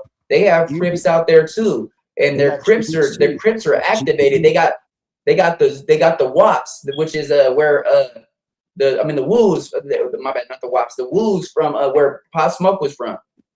Yeah. And they don't play. You know that's Bloods and Crips tie flags. You know that, right? Yeah. Certain sets. certain sets don't color bang. Like color banging is not really. But you it's not also really a know thing. too. You also know too though that New York has no Pyrus. It's only brims and bloods out there. They have no Pyrus. There's no Pyrus out there in the East Coast at all. It's only brims and bloods. Brims and other different types of bloods under the umbrella of blood. There's probably small. I would probably say there's probably small set because Pyrus is everywhere. Not everywhere, but there's Pyrus in Florida. There's Pyrus in Atlanta. Okay, so you know. Okay, so actually, you know what? My bad. You're right. Actually, there is Pyrus set in New York. The Patterson projects. Put the P first. So yeah, they pop P's. The Patterson projects, but they don't consider themselves to be California like a Cali Pyru though. They're a different type of Ru though. And they don't even say Pyru like that. They put P's up and they say P's because of the Patterson projects. But what I'm saying is what is known from New York is the brims, bro. The brims, the stones, stuff like that. Like the brims, the Olas. Mac Ballers are known. The Mac Ballers, that's Mac Baller brims, bro. Those are brims though, gang. Those are brims though. The Billies are brims. The 9 trays are brims. These are brims, bro. So no, I'm not arguing with that, but I'm saying there's some 9 tray. There's some 9 tray, like Jim Jones. He claims 9 tray, but he claims 9 tray is brims though, gang. I understand what you're saying in California, but the 9 tray that I'm talking about, the people that claim 9 tray, that came 9 tray from Rikers Island, they claim blood. It's all the same thing. They consider that all the same thing. That's what I'm trying to say. How it is in Cali when they came over, when OG Mac came over to New York and to Rikers Island and put the blood flag down. The way they arrange their sets is not how a Cali person would how they would traditionally organize their organization. No, because there is no organization. There is no organization or politics in New York, gang. They don't go by structure or organization or politics. They don't go by that. You have a structure. What are you talking about? They answer to somebody. That's structure. If you have a top boss dog, if you have a boss hog in front of you, on top, if there's a big dog on the top, a big homie or a shot caller, whatever you want to call them, nigga, they're structured, dude. You get out of line, you're gonna have to answer to somebody. No. I mean, no. Their structure, but their structure is different. No. Their structure, but it's way different than our structure. They don't go by politics how we go by politics in Cali, though. Their shit is completely different. What I'm saying. That's exactly what I'm trying to say, bro. We're saying the same thing. That's what I'm saying. I just said that, bro. I'm not arguing with you. I just literally said that. I said the way when he came over from Cali, he's the one who put the blood flag down, that red flag, whatever you want to call it, that red flag. When he put the red flag down on Rikers Island, when he went there, the way he structured those sets and stuff, when he started putting big homies in charge of certain sets and stuff like that, it's not the same as Cali. It's different. It's different. Like, so if you were to come to New York, you'll be like, man, this stuff's all messed up, dude. Why you guys calling yourselves Billies? You guys aren't Billies. Or why you guys calling yourself Brims? You guys aren't Brims. That's what I'm trying to say. In their ideology, where they got it from OG Mac and OG Deadeye, they changed it. They didn't have the right ideology. Yeah. No, but that's because of them bringing UBN out there to Rikers Island. That's what I'm saying, dude. I just didn't say UBN, but UBN is a collection of different hoods, collection of different hoods that have a red flag. But so you understand though that UBN was only a prison gang though before, right? That gang. I heard that from you. So look, that gang, you cannot be from there unless you get put on when you're in prison. At least in Cali, that's how Cali rules go with UBN. UBN is a dropout gang for people that don't. That's literally in Cali. That's how we look at it, bro. It's a dropout gang for some shit that if you're not from nowhere when you go to prison, to have some allies and to have some protection, you get put on to UBN. So then you have the Bloods riding with you. But a lot of people that went to UBN, the only reason they did that was because they got ran out of whatever section they were from before, bro, and they're dropouts. Now, when it comes down to New York, they go completely different with UBN. UBN is like is actually some strong status, reputable status shit to them. UBN is shot caller shit to them. Cali, that's not shit to us, bro. UBN to us is a dropout gang. Now the beginning of UBN was legendary, yeah, for sure, because of the two people that you mentioned. But what I'm saying is now, bro, on how watered down it got out in Cali, UBN is frowned upon to be from there, because that means that you got exiled out from a certain gang, so that you had to get put onto a prison gang to have protection to feel safe. Well, I guess it's better than being by yourself.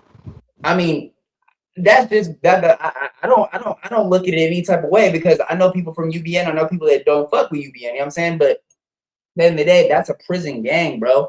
It's not a gang that they're popping out on the street though. That's a prison gang. That's not a structured gang that's on the streets. They maneuver behind walls, gang. Now I don't know if it's different in New York, and if they really push it outside. They really push it outside, but I know somebody from Sex Money Murder, right? And he said he never seen no UBNs outside. That's a prison gang. Nigga, SMM is in UBN Nation, dude. They're part of that. Pistol Pete got put on by OG Mac, dude, on Rikers Island. They gave him his own. Let me start from the beginning. Pistol Pete, before he became Blood, he was already somebody. He was already known. He was already a known shooter. He already had his own clique. They were just Sex Money Murder. They were just the Soundview boys. They went by Soundview boys. Sex Money Murder though. Sex Money Murder. Sex Money Murder was never no Bloods up until UBN. Is that what you're saying? Yes, that's exactly what I'm saying. That's not true, gang. That's not a true statement though, bro. Maybe that's what you heard, but that's not a true statement, because I know somebody from Sex Money Murder that been from Sex Money Murder, and they've been pushing Bloods, bro. Even though they have green rags, they've been pushing that they're Bloods, bro. Back since the 80s, gang. Pistol Pete Rolack, he was not a Blood, dude. He turned Blood after he met OG Mac, dog. Yeah, that's Pistol Pete, though. Him. What I'm trying to tell you, he invited him in. He never got to get put on. He invited him in. He was already well established. That nigga was in the drug business and everything. That nigga was making buku money, dog. He did not need to be Blood. He was already somebody before that. The reason they brought him in, because he was somebody. Because at first, what I'm trying to tell you, OG Mac, when he started UBN, him and OG Deadeye, you had to be somebody to even be Blood, to even be part of them. You already had to be established. You had to be somebody. They wasn't just taking anybody. No, that's real. That's real, gang. Somebody. That's real. That's real. But that's real. But the history behind it though is that Sex Money Murder. I don't give two F's about Pistol Pete, bro. I'm talking about Sex Money Murder in the whole. There was people pushing Blood. They were from Sex Money Murder before Pistol Pete got stamped in by UBN, gang. And that's real facts, bro. Sex Money Murder is Pistol Pete's creation. He's the godfather, period. Point blank. Homie never mentioned it, bro. Whoever told you that, that's wrong. That's false history right there. Because there's plenty of documentaries on that. Anybody who claims Sex Money Murder, you're under Pistol Pete Rolack, period. He's the godfather. He's the big homie. He's the one who started it. Sex Money Murder is from Soundview Project. Pistol Pete Rolack was in charge of that. A housing project. He already had a drug operation going on over there. He was already established. They brought him in because he was somebody. He might be the face, bro. He might be the face, but I'm telling you right now, bro, there was people behind him that were pushing it before him, gang. Yeah, there was, bro. Dude, no, it wasn't, bro. Dude, I'm from the East Coast. How you gonna tell me, dude? How you gonna tell me? Let's Google it. Google doesn't mean shit, bro. I can have the homie pull up from Sex Money Murder, bro, and he gonna tell you, bro. He's been around, bro. He's California. You have Sex Money Murder in California. There is no Sex Money Murder in California. He's from New York, bro. But My point exactly. So how would they know? Because Pistol Pete is the godfather of sex, money, murder. It's he's undebatable. from the Soundview Projects, gang. He came out to San Diego and joined Skyline after being Sex, Money, Murder, but he broke it down. The Sex, Money, Murder was Bloods before Pistol Pete, bro. How they became blood then? Who put them on? How they became blood? Who put the order? Who was the big homie that said that they're blood? Who said that? Who said that? There is, bro. You can't put a name behind it because it was Pistol Pete. He was the first Sex, Money, Murder blood, dude. Period. He was the first Sex, Money, Murder blood. He might be the face of what y'all see, gang, but behind the scenes, bro, there was people putting in work before Pistol Pete, gang. Oh, how is he behind the scenes? Do you know he's in federal prison with a life? No, I'm saying there was people behind the. What I'm saying is there was people behind the scenes. Pistol Pete is the face, bro. That's the image that you see. That's the face that you see. There's people behind him, gang. They've been pushing since the 70s, bro. Nah, that's not true. That's not true. Sex, Money, Murder wasn't around then. That's impossible. So when did they start, bro? What year did they start? Dude, they started in the early 90s. No, they didn't, bro. They was pushing since the 80s, gang. Pistol Pete was already in the streets in the 80s, bro. In the late 80s. Yeah, no, not just Pistol Pete, bro. Change that. Sex, Money, Murder was pushing in the 80s, gang. Just like the Brims was pushing in the 80s, bro. The Billies and all that shit was in the 80s too, gang. I don't know why everybody thinks that shit was in the 90s and 2000s, bro. That's not true, gang. In the 80s, there were the Soundview boys. That's what okay, so even if they went by the Soundview, even if they went by the Soundview boys, they were still pushing blood. No, there wasn't, dude. How'd they turn blood, dude? What are you talking about? How were they blood in the 80s? OG Mac didn't come until the early 90s, dude. Bro, they didn't have to have OG Mac. 9 Trey came from. 9 Trey means 93. 93 blood. That's what that means, bro. And anyways, OG Mac, he got his information from Monster Cody. That's where his sets are all. Wait. Hold the. Why the fuck? That doesn't even make any sense, gang. Why would he get his information from an 8 Trey, a gangster of anything, bro? That's not our part at all. Why the fuck? 9 Trey. That's why he came out with 9 Trey. That doesn't, bro. That's not true, gang. That's not how not. Some of the people say that's how he got his. That's how he got his sets confused on certain things. He changed. He's saying he changed certain names around. And certain numbers that's around. Blibberish, bro. That's blasphemy, gang. That's blasphemy. But Sex, Money, Murder, I'm telling you, Pistol Pete, he is the godfather of them, and he was brought in by OG Mac and OG Deadeye, and he was already established. He was already somebody. He didn't even need to flip. He already had his own hood. They brought his hood in under his control, and he became the godfather. And he's still the godfather now. Or no, I don't agree. I'm not disagreeing with you on that, bro. I'm just trying to tell you that they were pushing, but maybe it wasn't known to nobody, but they were pushing blood before Pistol Pete. Even what's his name? Ace Youngin, Youngin Ace, GMK, all them boys. They even be shouting out Pistol Pete. That's basically their big homie because they're Sex, Money, Murder too. Yeah. Okay. All right. He was going around, he was catching murders. They got him for like 3 bodies in an indictment. And he also was a part of the drug enterprise out of town in Maine and things of that nature. But he got 50-some years in prison, and they say he was locked up at MDC for a few years. He was active in there, got into a few situations, a few stabbings and all that. What? You see the dude with the that's a live prison fight right there. That's a still shot. You see the dude with the shank in his right hand? Yeah. With the circle around him. You see the other dude right here? He's holding him back from getting stabbed. Yeah. He's trying to hold I think it looks like he's trying to hold the guy for him to stab him. That's what it looks like. Yeah, it does look like it. You're trying to hold the dude back. That's a melee going out on MDC Brooklyn. Yep. Actually, federal lockup. The murderer, the dude that was accused and convicted, but his case was later overturned for the murder of J. Little D, right? Carl Jordan Jr. He wrote when he got stabbed up, his situation when he got stabbed up, he wrote a letter to the judge basically saying that Spazz was the one that even saved his life coming into that situation and helping him, stab us, trying to get people off him or, fighting with him. Basically, like he wrote a character letter for him, in front of so he could read in front of the judge and all that. So, like I said, he was in NBC then, and supposedly, the bully gang had a long-standing beef with a crew named the Stooks crew, I think, out of Crown Heights also. And they got him for catching a murder in that situation. Also, if you know one of the leaders, the founders of the bully gang, YB, Charles Williams Jr., him along with Mo Money, it was looked at as the founders of bully gang. He was killed back in the day at a hookah lounge in Queens, outside of a hookah lounge in Queens. Now, after that, they was actually trying to get back for the dude that allegedly killed.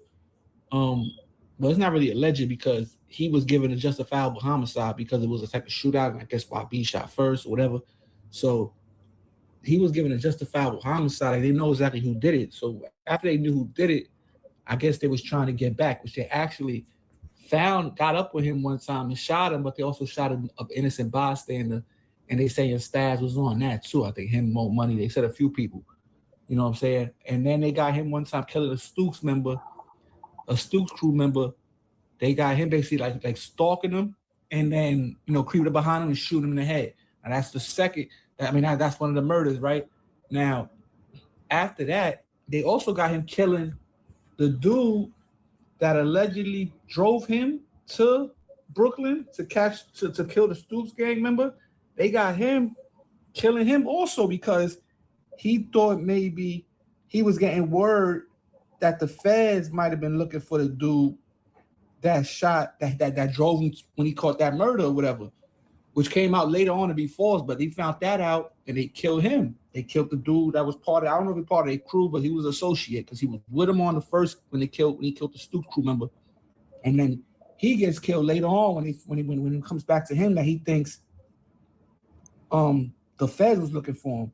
You understand what I'm saying? So that's crazy, gang. So So she pointed out that a rumor the feds were looking for Holly turned out to be false. But rather than ask around and find out for himself, Gillespie's first reaction was to preemptively silence Holly with a bullet. She was dead the next day. Dang. So unnecessary murder. So basically he shot him for a rumor. That's what you're saying, right? Yeah, basically, he actually, hold on, let's back up. He went on a hit. He did a hit. Yeah. He came back. He thought there was a rumor that the feds were looking for him, and then he just offed them. They just offed him. That's nuts, gang. Because maybe he had information. Yeah, he knew certain things, and they didn't want it to get out. So they decided he might be shaky or he might fold, or I can't really say. This is all alleged. And then that's real, bro. No, it's not. It's all alleged, but what you're saying is still tying into what they're saying, bro. So it's real what you're saying. Shout out to Easy Man for the super chat, bro, and shout out to him anyway, bro. You feel me? Shout out for him being in the chat. One of the hardest working people I know. Congratulations, big dog. Appreciate you, gang. That's real, bro. Appreciate you. All right. But yeah, bro, like what you're saying is real too, Kosher. You know what I'm saying? That's probably what it was, bro. He had more information on it, so he went with what he knew and he just took him out. Yeah. That was a lot going on. Like they lured the dude back out a couple of days later after they finally lured him to meet up and then they killed him. You understand what I'm saying? Now, the bully gang, they known legendary as far as in Brooklyn for their reign. Now, you could say it was a reign of terror. You could say it was a reign of getting money. You could say it was a reign of just murders and death.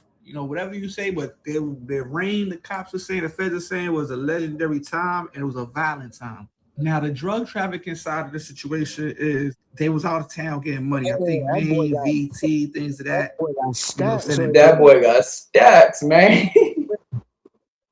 Nigga, that boy got some stacks. That's probably $500,000 right there. Oh, that's like I think every one of those bands is like 10 racks. 10 bands, yeah, so probably about $500,000. Yeah. Probably maybe a quarter to $500,000. I ain't taking no pictures like that, boy. The feds gonna be like, you got a job, nigga? You got a job? You pay taxes, nigga? Yeah, you pay taxes. Hey, you know Al Capone, right? Basically, you could basically say Al Capone was selling drugs because alcohol was outlawed in the 1920s. Yeah, right? yeah. No, alcohol. Okay, so it goes back to the movie. It goes back to the movie Life. Remember the movie Life with Eddie Murphy and Martin Lawrence in it?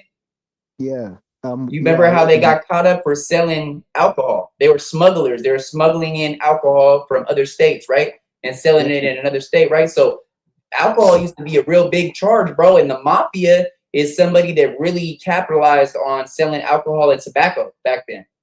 That's where their money actually came from. Their early money came from.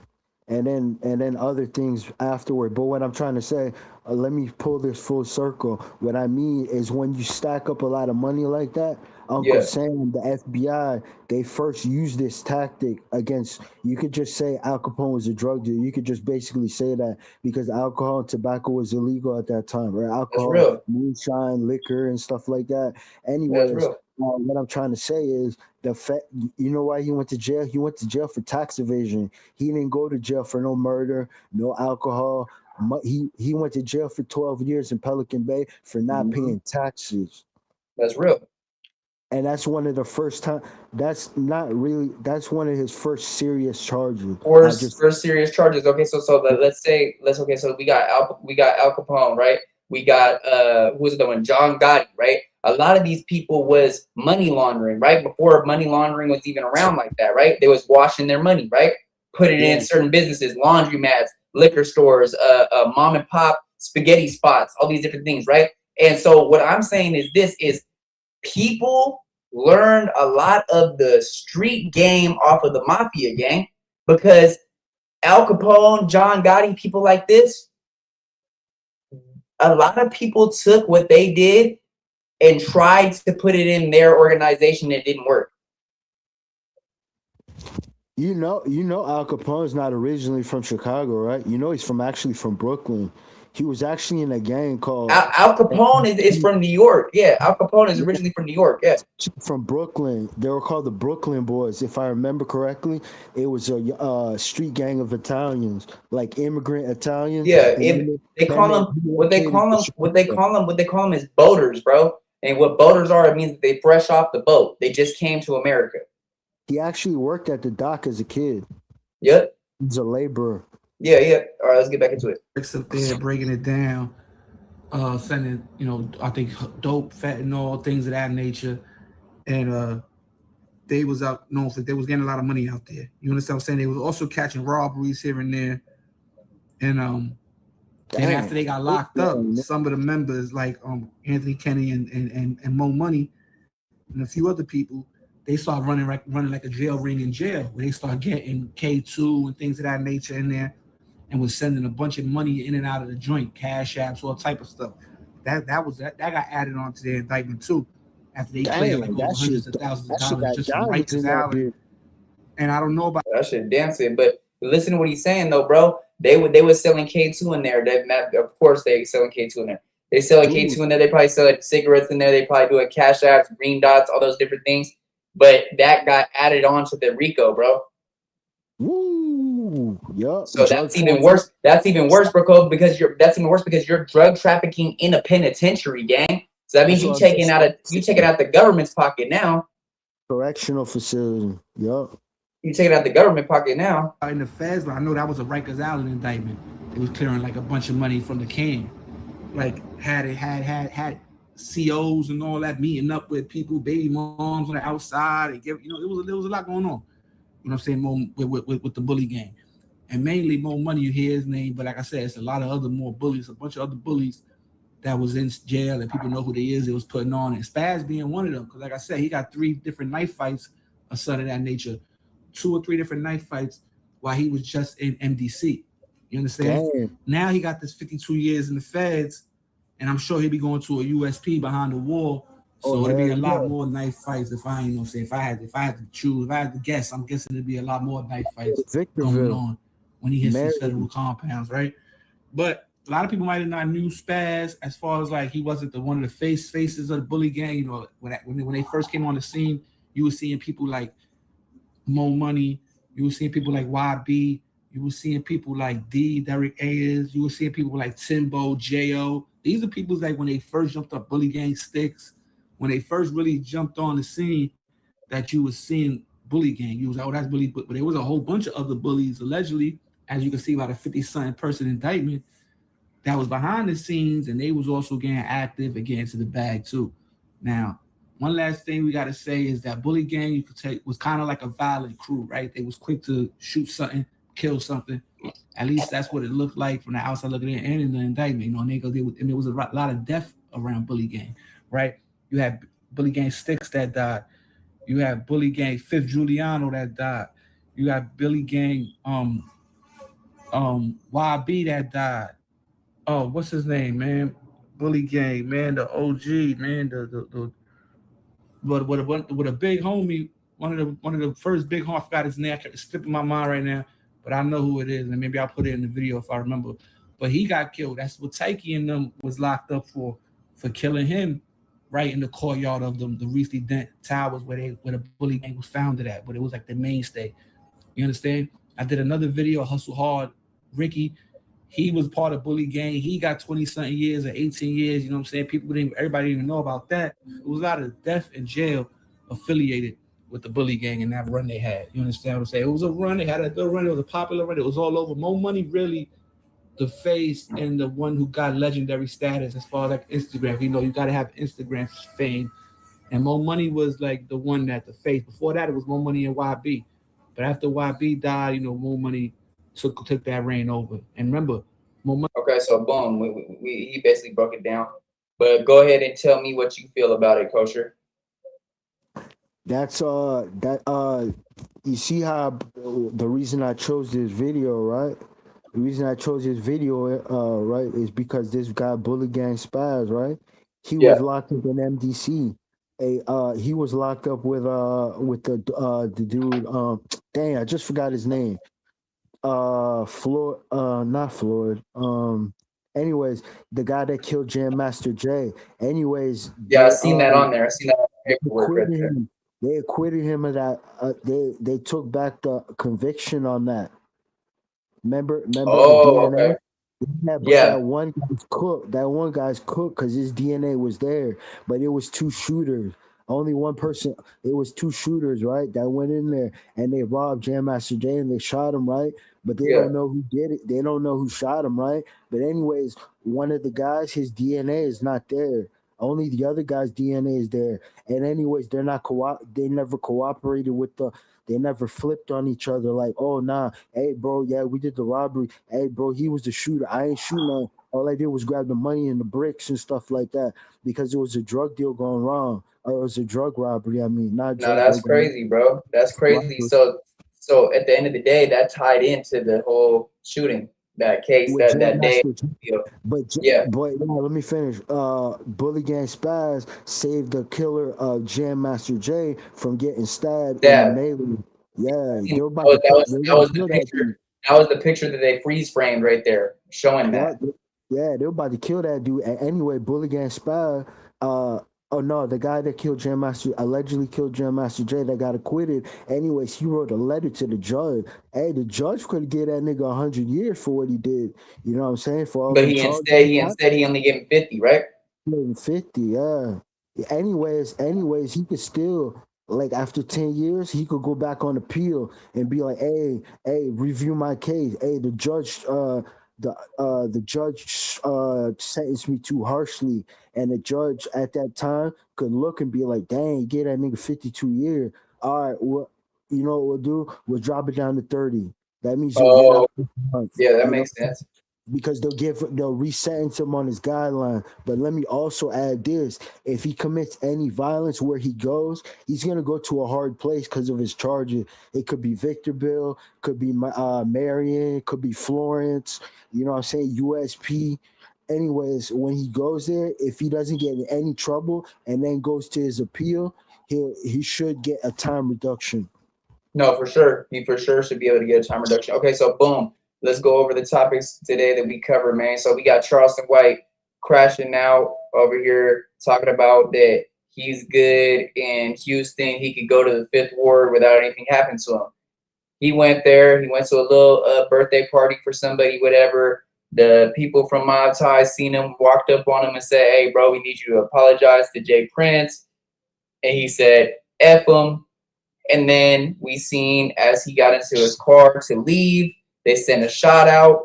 Now he's still saying F J Prince, F Fifth Ward, F Houston, and just basically talking very wet about, you know, the area, the neighborhood, Jay Prince's son, his mom, all that different type of things.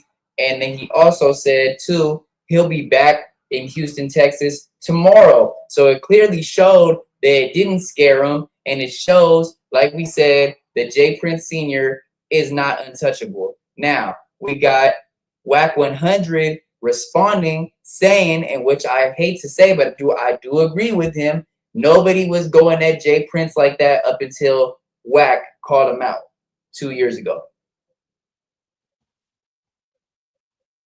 Then we got DJ Bigga Rankin, rest in paradise, passing away at 49 or 50. I don't know the exact age.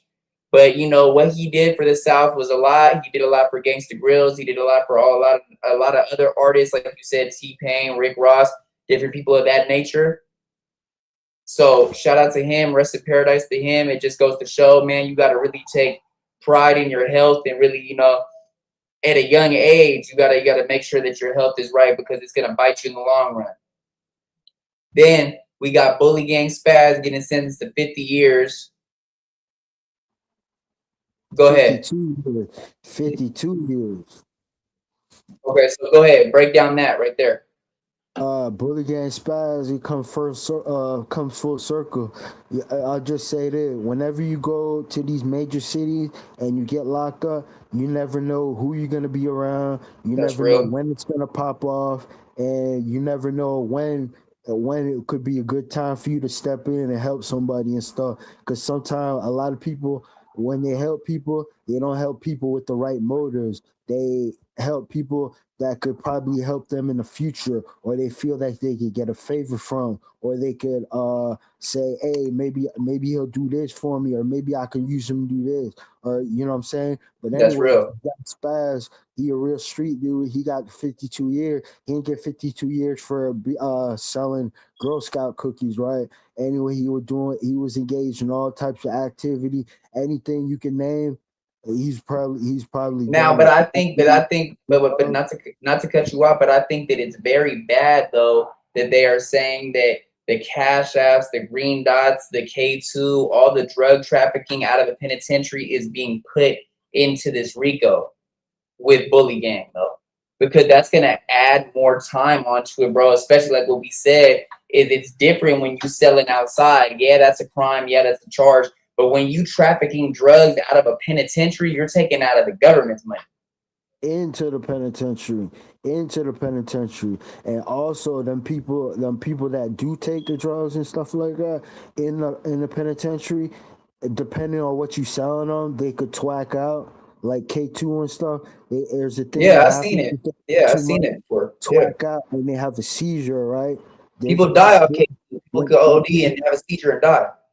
When people have seizures, that's an involuntary reaction to your body reacting to the drug, because the drug is hitting your body, right? A person can hit their head and die and stuff like that. So they look at it as something serious, you know what I'm saying?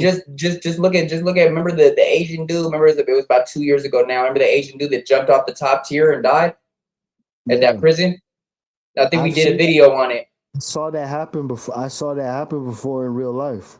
When I was saying, because as I'm saying, that drug could get you. Okay, so are you familiar with the drug Spice?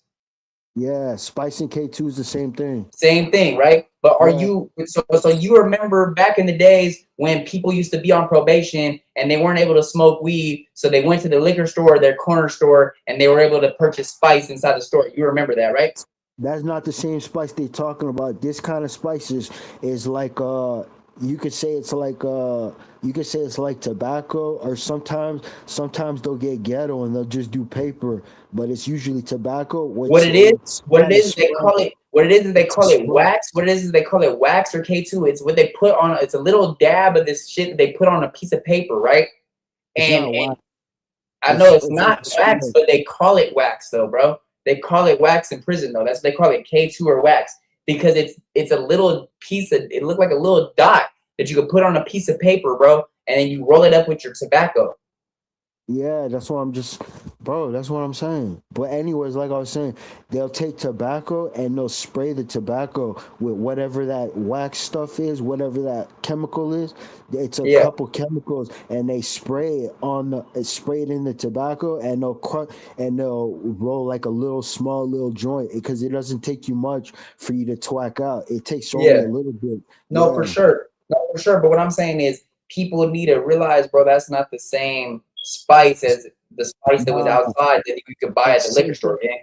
That synthetic weed is not the same thing. It's that synthetic weed was the spice. That was that synthetic weed. But this is some next level shit. This shit right here, of course, spice can make you die though too, bro. Because I've seen people pass out on spice. Their heart beating too fast. They had a heart attack on it. You know, there's shit like that. But K2 is a stronger version of spice, bro. And what it does too is when you're putting it in with a nicotine, like a tobacco, automatically it's hitting your bloodstream. Yeah. So yeah, for sure. Okay, so we basically broke it down. Appreciate everybody that tuned in, man. The Flipping Facts, episode 18. Charleston White, J Prince, Wack100, DJ Bigga Rankin, Bully Gang Spazz. Appreciate your time, Kosher. Are we coming back tomorrow or no? Probably in a couple of days. Oh, you're gonna be busy for a while? Nah, for a couple of days. I don't know. Cause today's Friday. Oh, today's Friday, right? Like just maybe like a day or so, 2 days. All right. Let's say we'll come back Sunday. All right. If not Sunday, then Monday. Yeah, depending on the topics and stuff. Yeah. We'll see what's going on. Appreciate everybody tuning in. Shout out to Easy. Shout out to D for the super chats. Y'all go sub up over the Easy Call TV, sub up over there to D Reacts TV, sub up over there to Bring the Facts, and we going, man. Peace. All right, bro. Have a good one. All right, peace. Yeah, bro. Have a good one. Peace. It's the motherfucking flame, nigga. Strictly power business. Free the homies. R.I.P. the thugs. Trial and tribulations when you in that shit, nigga. Lost souls and broken homes. Got me late night sliding. Got me doing all this driving. Window.